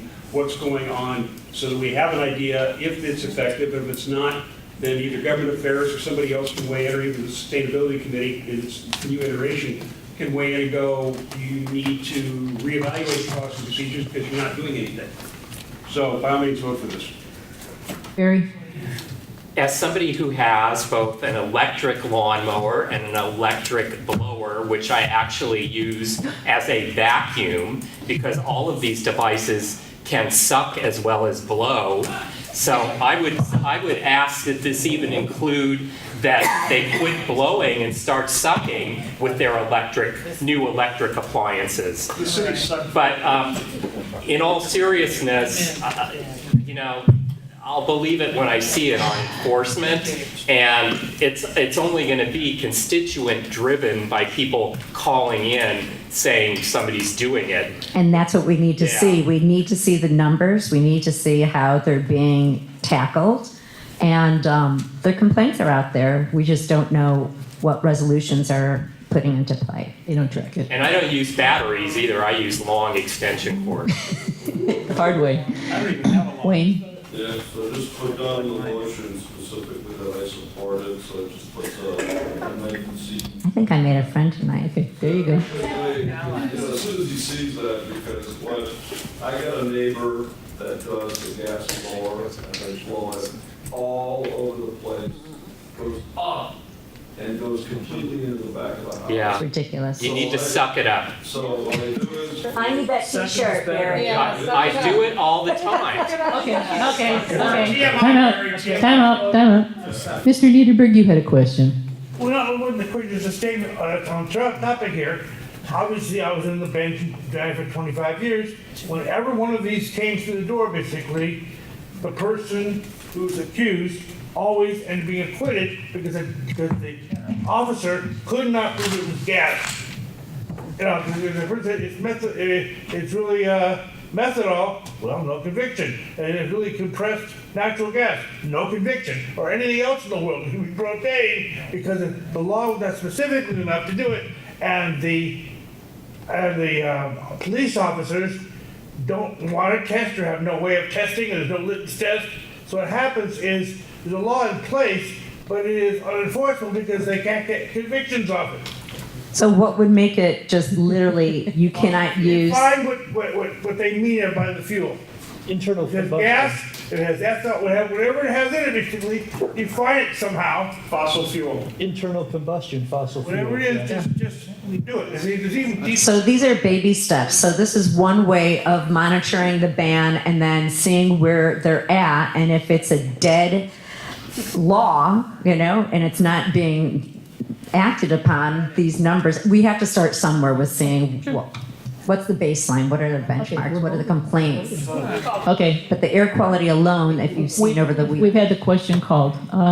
Everybody who is voting, One comment on this one, because you missed me last time. I find the noise level on these things is the issue, and there's electric equipment that's just as noisy, which is a real problem. So, and I don't think that the law enforcement, LAPD, this is my view, Yeah. should be doing this. If you wanted to have the administrative citation enforcement, but I do not think going around citing people for leaf blowers and writing possibly criminal offenses is a good area for the, that's my view. I absolutely do not like them. I think they're dirty. We should make it stop somehow, but that's not maybe the neighbors can ask their guy, don't bring that, get an electric one. Yeah, and it's been done. The cost is prohibitive, but my next motion is hopefully there's a gas leaf blower turn-in. Fair enough. okay. Yeah, but no, I hear you loud and clear. All right. I never, yeah. Let us vote. Everyone who is for this, please raise your hand.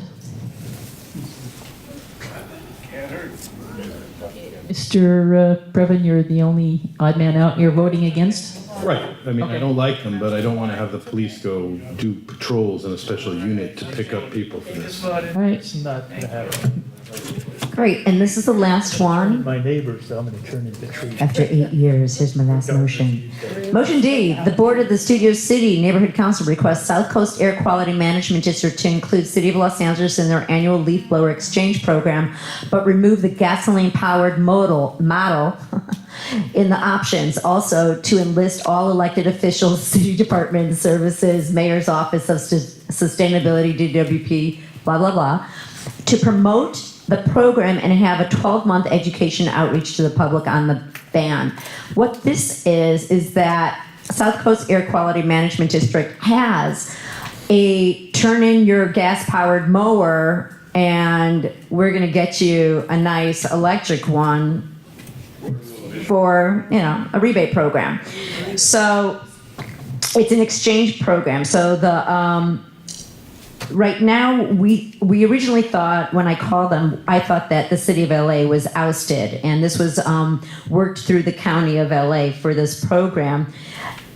But she said that there's going to be a North Hollywood and a Van Nuys location for this exchange.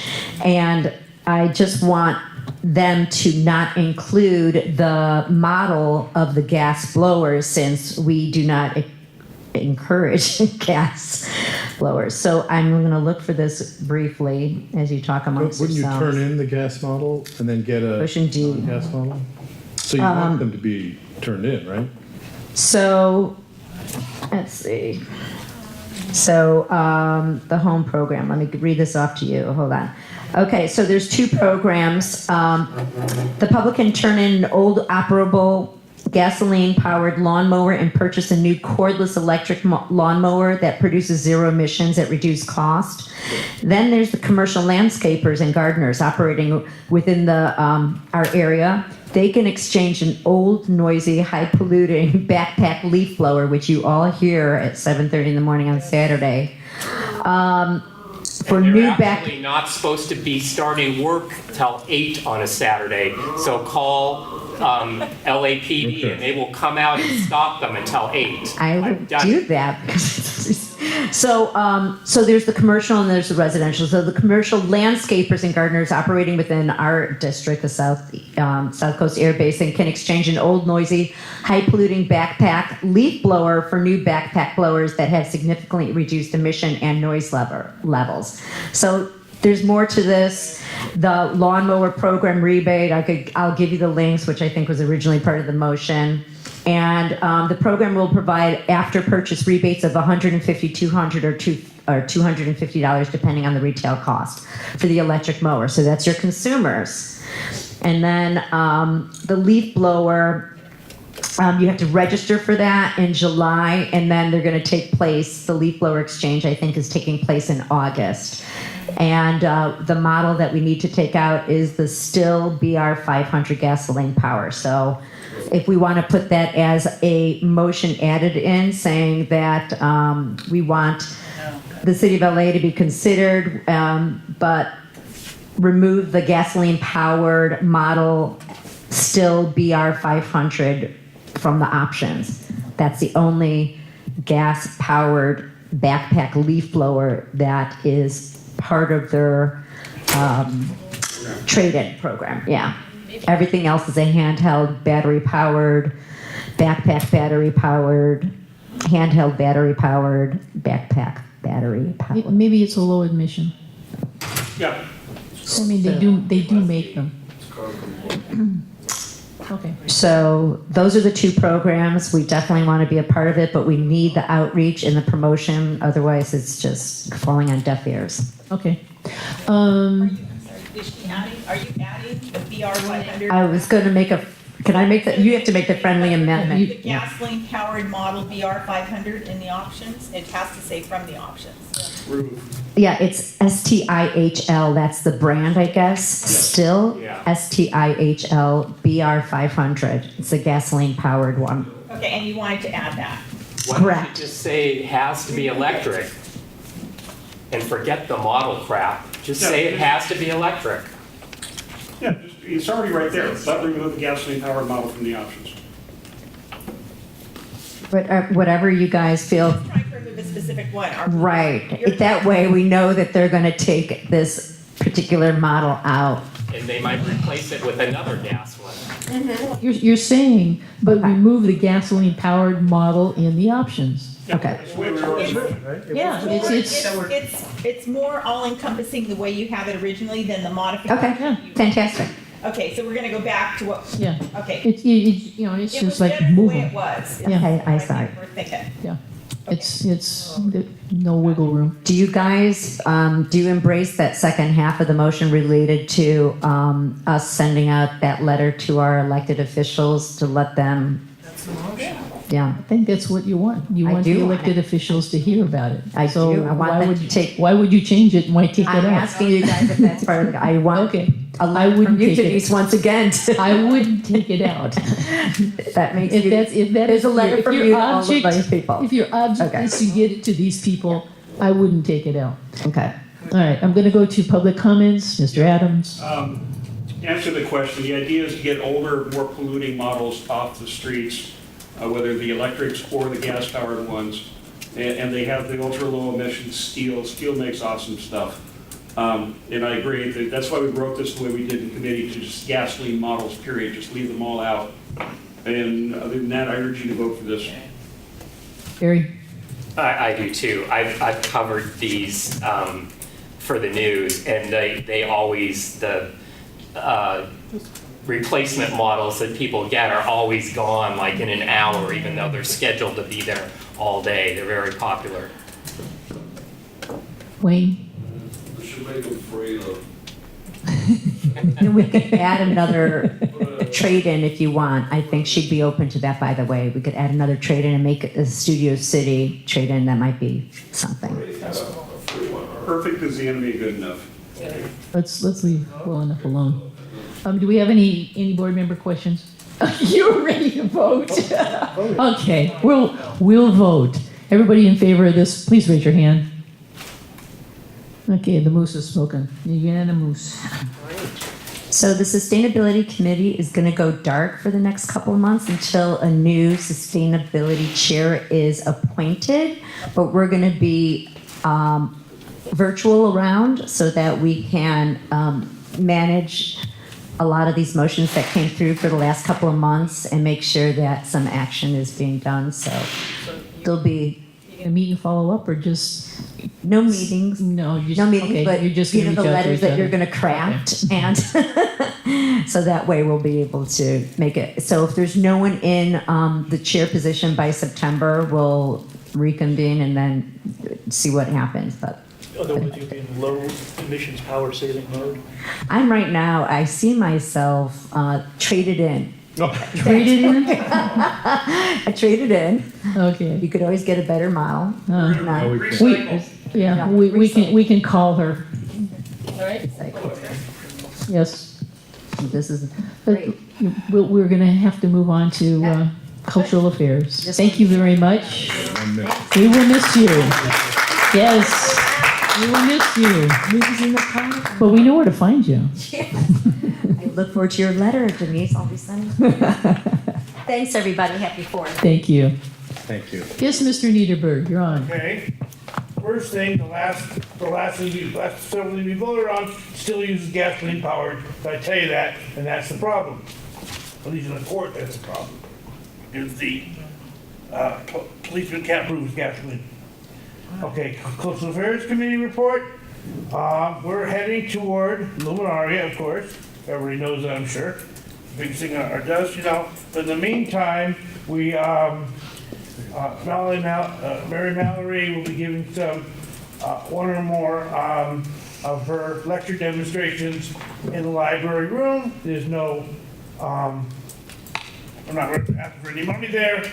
Even the little doodad and refreshments come from friends of the library. So it's no money involved, just telling everybody we're going to be doing some more seminars there as we do regularly. Okay, and of course, everybody should get ready for the Luminaria. It's in December, and I'm coordinating with Beth and Helen Diamond to make sure that we don't end on the same weekend, on the same day, that's what we do every year. And so it'll be going to Budget Committee whenever they have a Budget Committee meeting. I urge everybody to get on board. Okay, next is the bank report. And the bank report was talking about many things we talked about tonight, including trying to get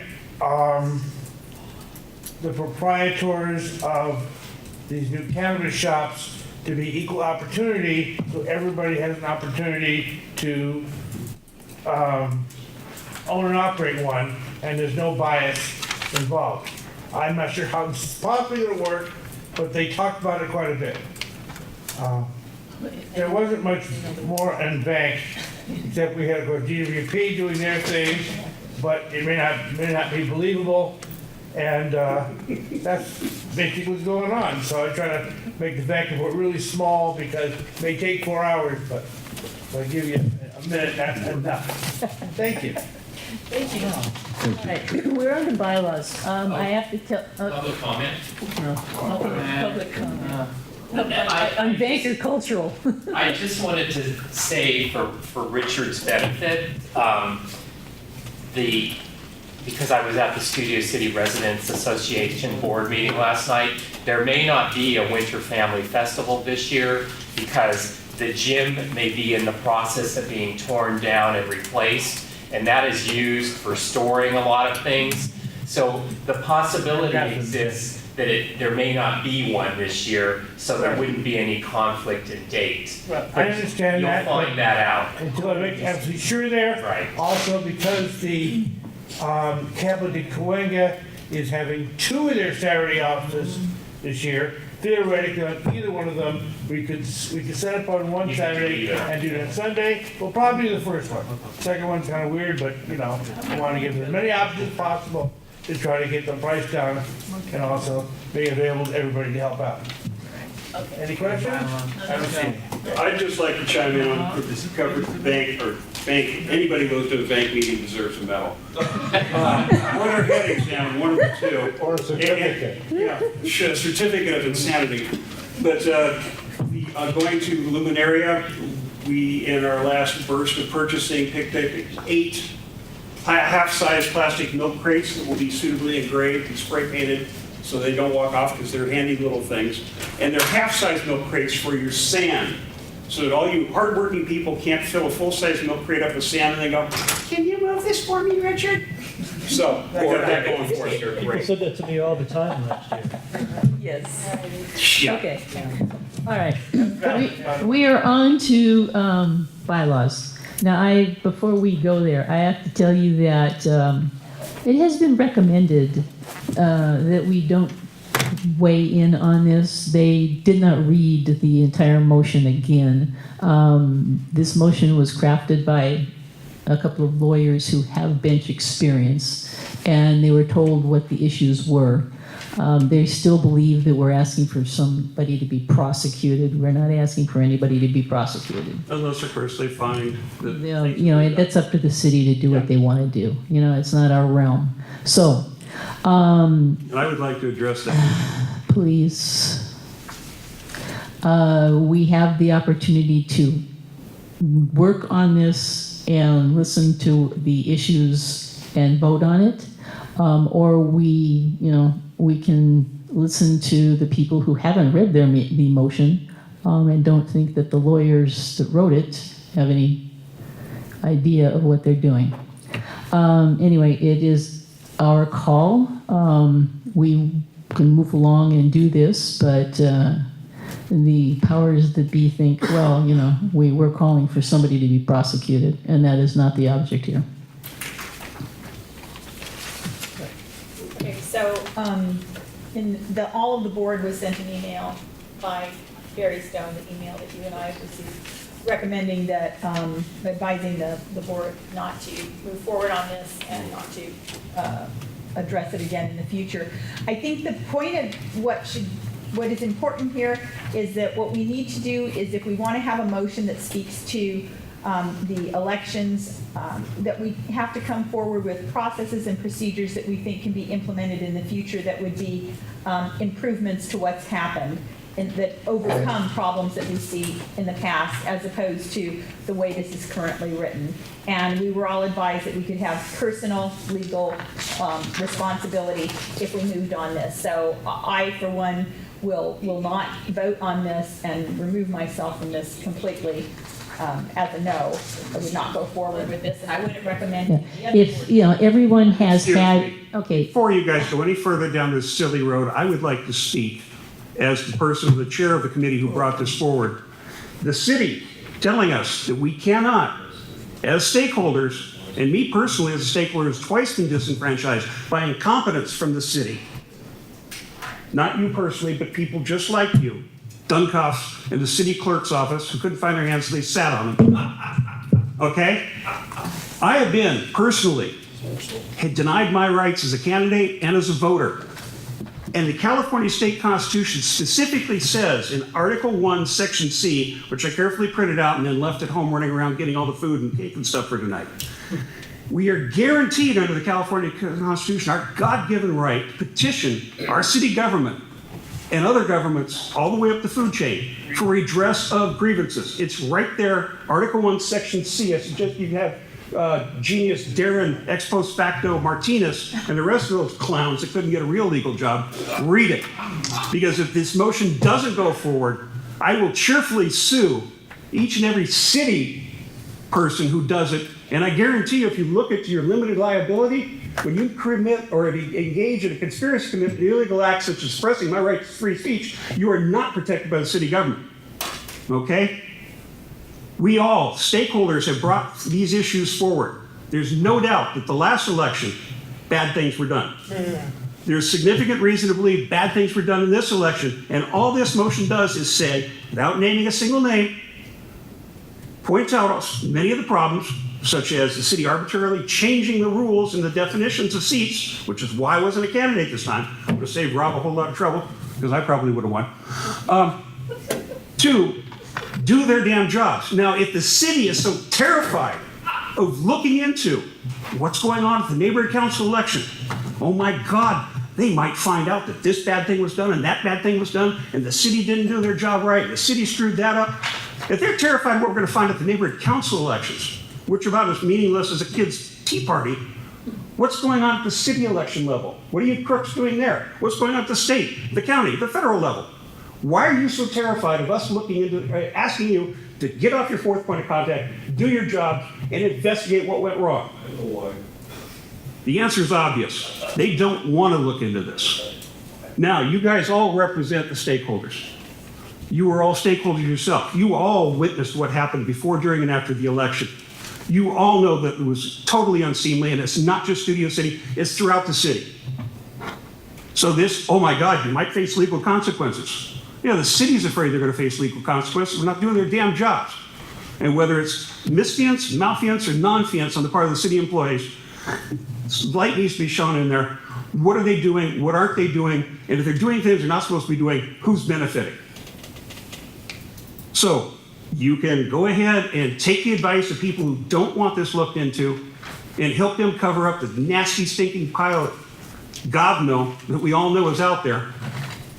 Or you can man up, lady up, however you wish to look at it, do the jobs you're elected to do, vote on this motion, send it downtown, and I guarantee personally, if you take any legal action on anybody, we'll sue the hell out of you in return. Because it's a constitutional right, and by God, I ask you all to exercise it.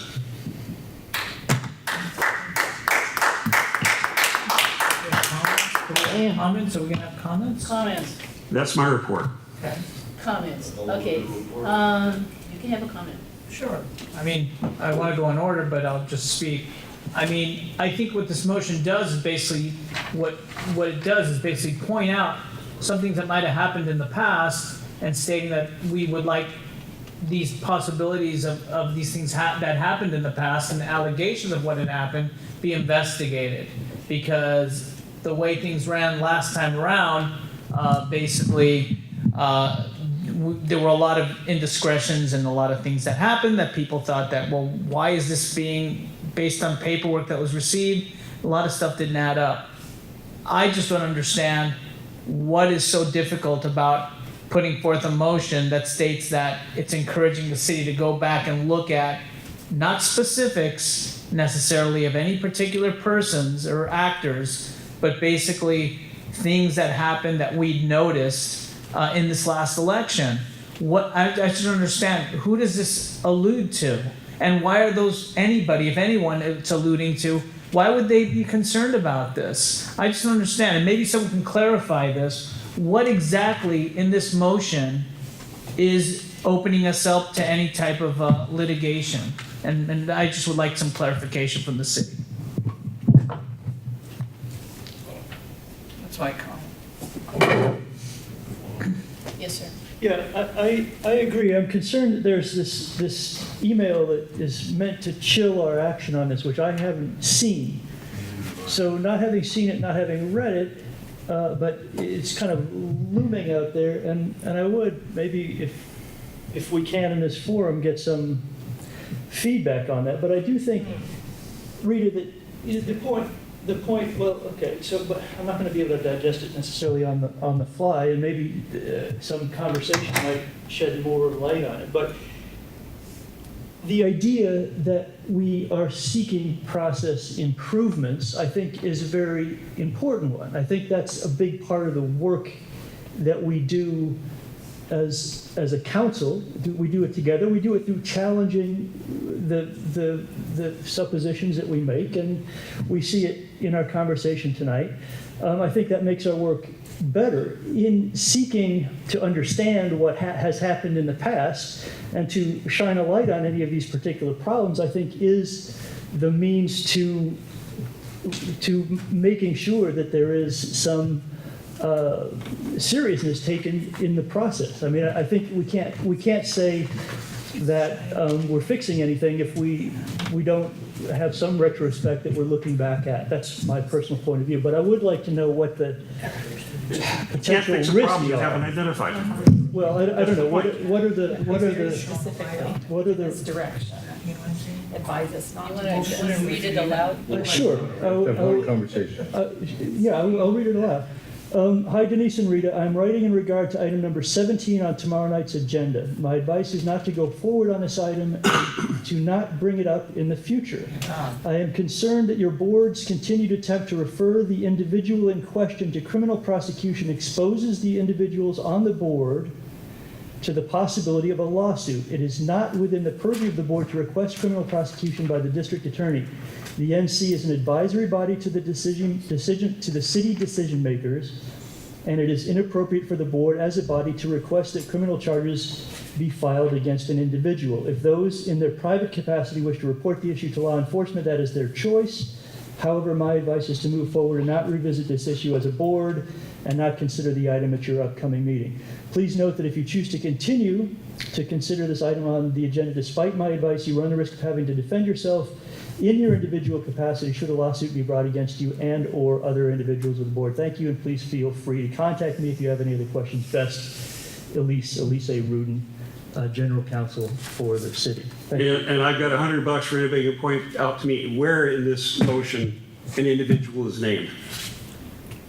Or where prosecution action is recommended. Okay, it's in the last paragraph, since you're asking the. There's a person's name there? Okay, no, Richard, let me Okay. just say to you what it is saying. So the penultimate paragraph, if you take the to be filed as a CIS is the last paragraph, Yeah. says that therefore the board of the SNC further respectfully requests that the mayor, the city council, the office of the city attorney, the DA, which she specifically advises against, and the Los Angeles County District Attorney, Public Integrity Division specifically investigate whether perjury, so they're asking for investigation of whether perjury, subordination to commit perjury, obstruction of justice, or any other crimes occurred during the course of the election process and its aftermath, and if so, that they be pursued to demonstrate that behavior in NC elections will be scrutinized, will be investigated, and if warranted, be punished. So what you're asking for is punishment of stakeholders. If so.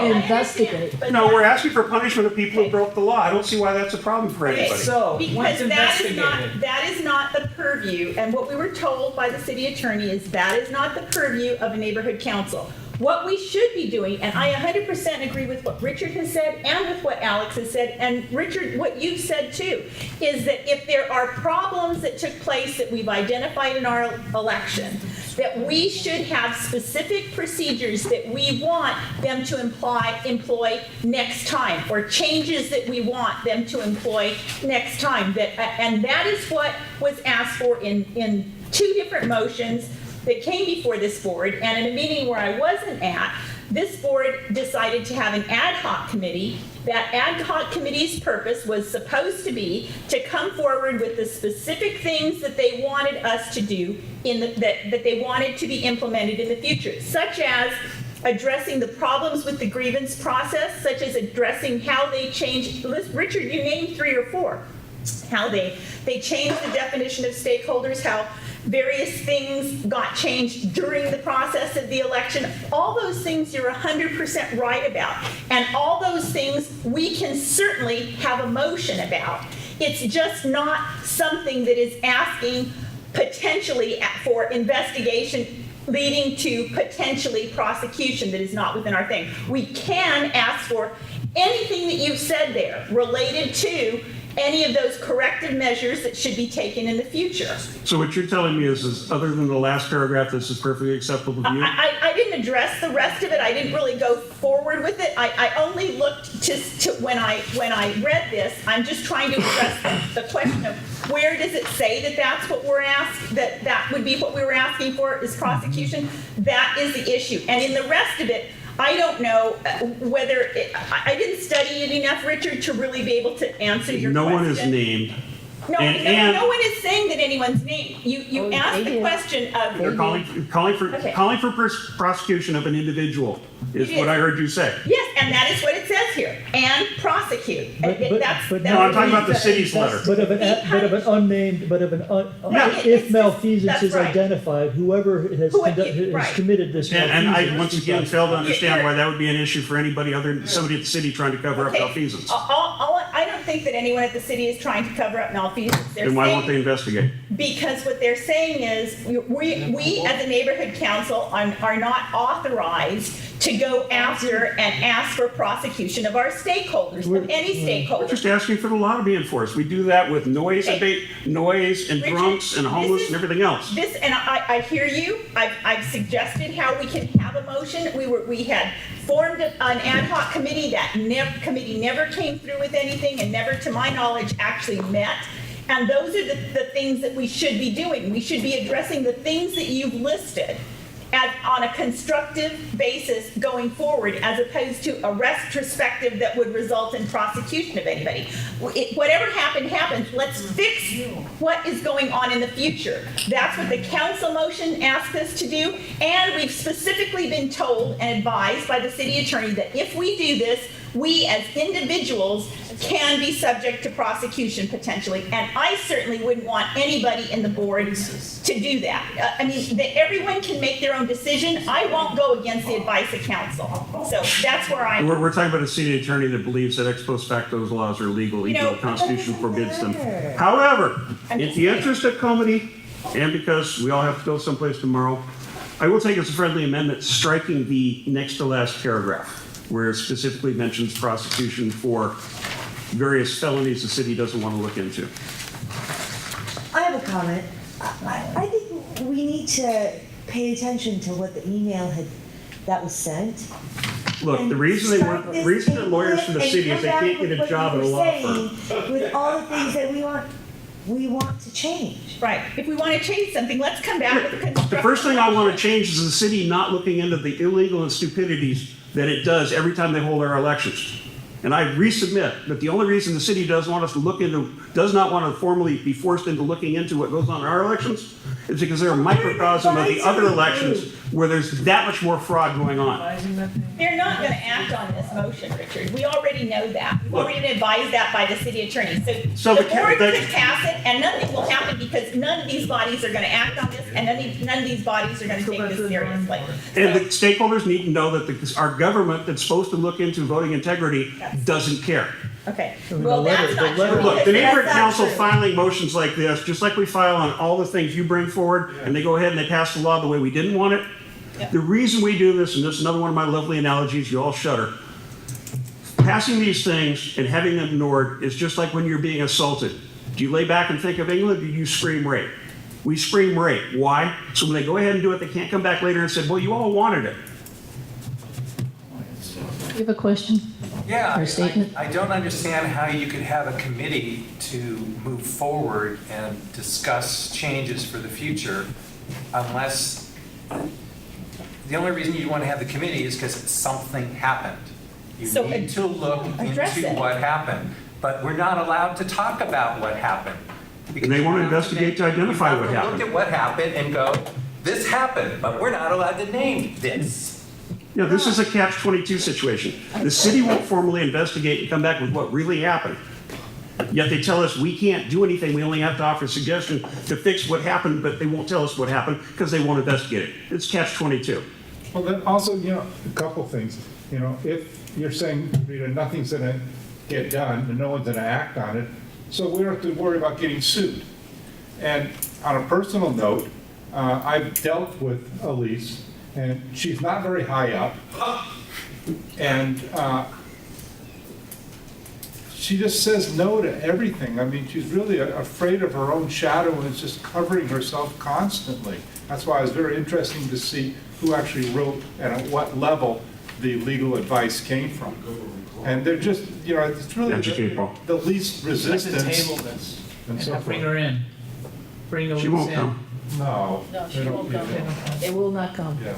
And I think I would support it and see what happens. Yeah, basically what they're saying by telling us we can't do this, they're violating all of our constitutional rights. Everyone in this room and all the stakeholders you represent. I can't believe what I'm saying, but I agree with him. Obviously, you're very passionate about this. I'm passionate about a lot of things. So this is a little more personal. So, and that's great. I understand what Rita's suggestion that it become a positive, proactive change. What changes as an advisory board we suggest based on what happened is a positive forward. Let me finish. Positive forward, constructive thing that they'll listen to as opposed to shutting their ears and just making us throw the whole thing out. So I'm kind of for structuring this amendment, and if striking the last paragraph makes that less combative. But on the other hand, Richard, whether Elise is high up the food chain or not, Andrew, she's our advisory attorney, and it's we're supposed to listen to her. We're an elected but volunteer organization. I'm not going to expose myself to liability. The threat works with me. I'm happy to proactively suggest things to make them better, but why would I stick my neck out if the attorney who we are supposed to contact when there are questions about our very activities is telling us don't? So is there a middle ground without it losing its teeth, without being so virulent and angry about it, that we can say, this didn't work? I think we need legal advice from an attorney who is not in conflict with the issue. We need, what do they call that when you get an attorney that is? Counsel. Yeah. We need outside counsel to advise us on this, because the city attorney has an issue in being involved in this because they're city employees and we're calling city out for not doing its job. So the city attorney's advice is tainted because they have an interest that is not congruent with ours. Let's go, I just suggest, table this, let's go back. I do believe the spirit of what you're doing, and I do support it. But I don't want to be in conflict. Like Robin mentioned, I'm not sticking out my neck in front of something like this because someone feels they've been wronged. It's just, we're a volunteer. Oh my God, you caught me breaking the law, I'm going to sue you. Right, but why don't we maybe rework this and make it have that Something same positive. effect? From now on, the city will prosecute Maybe have Elise all people who turn change in it where it works fraudulent and makes documents. sense.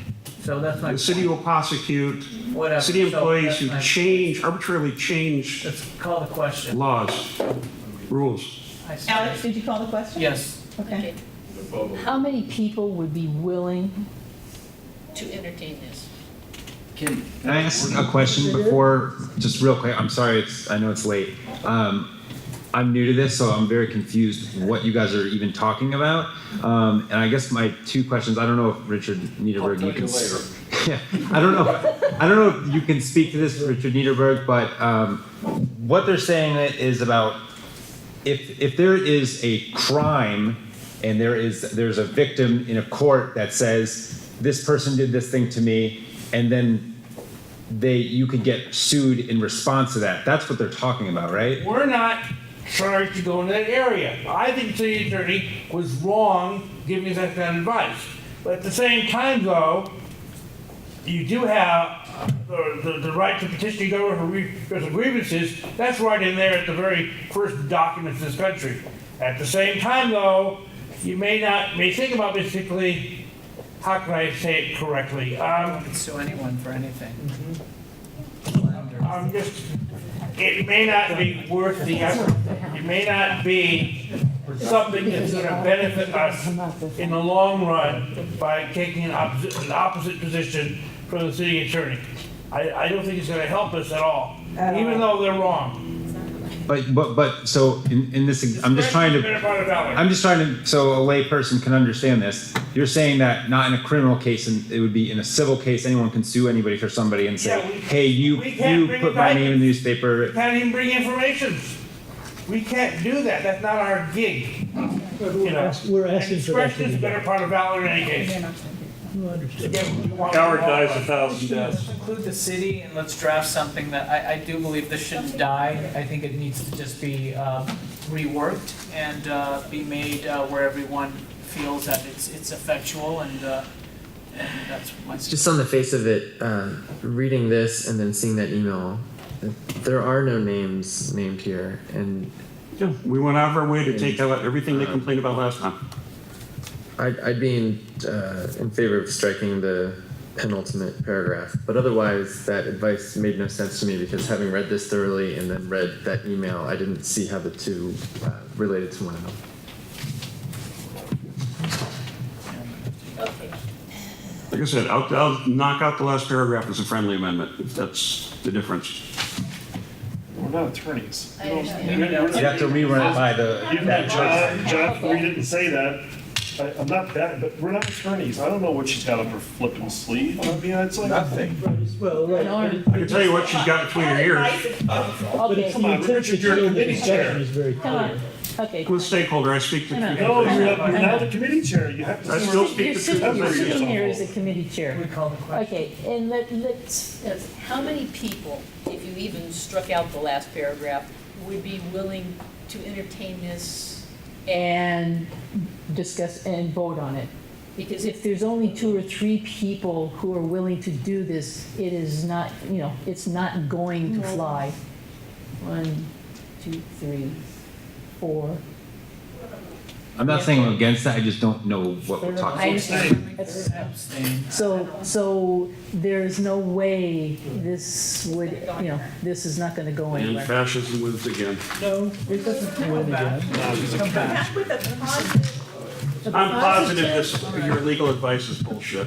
Whether it is or I not. mean, it sounds like the only thing we can do is say that the next time this set of conditions occurs, it should be examined. No, next time the That's city really holds an election, they should positively make sure that all the laws, regulations, et cetera, are adhered to by everyone. But we all know the city won't do that. It's late. I think we've had enough. Investigate and shield the fraudulent How do behavior. you keep somebody from doing it? It's not so long. All right, we're down to the end. I think we've had comments from everybody about everything. Is there any other comments that you would like to throw out there I would. before we adjourn? I would. I would. Shh. Thank you for getting the ice cream and the cake. Congratulations to Richard again.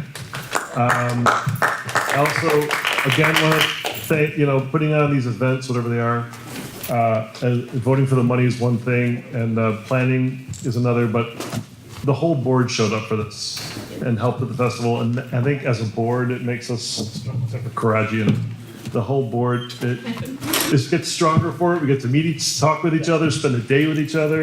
And these things don't work unless we all do it together. And it's another example of the board growing together. So thank you. It was a great success. For a free hamburger. Well, yeah. But I would like to thank Salt and Straw. They kept us on the ice cream. Nice. The last thing is, we need to have a board meeting related to the strategic plan after, the strategic plan, after you have your budget meeting.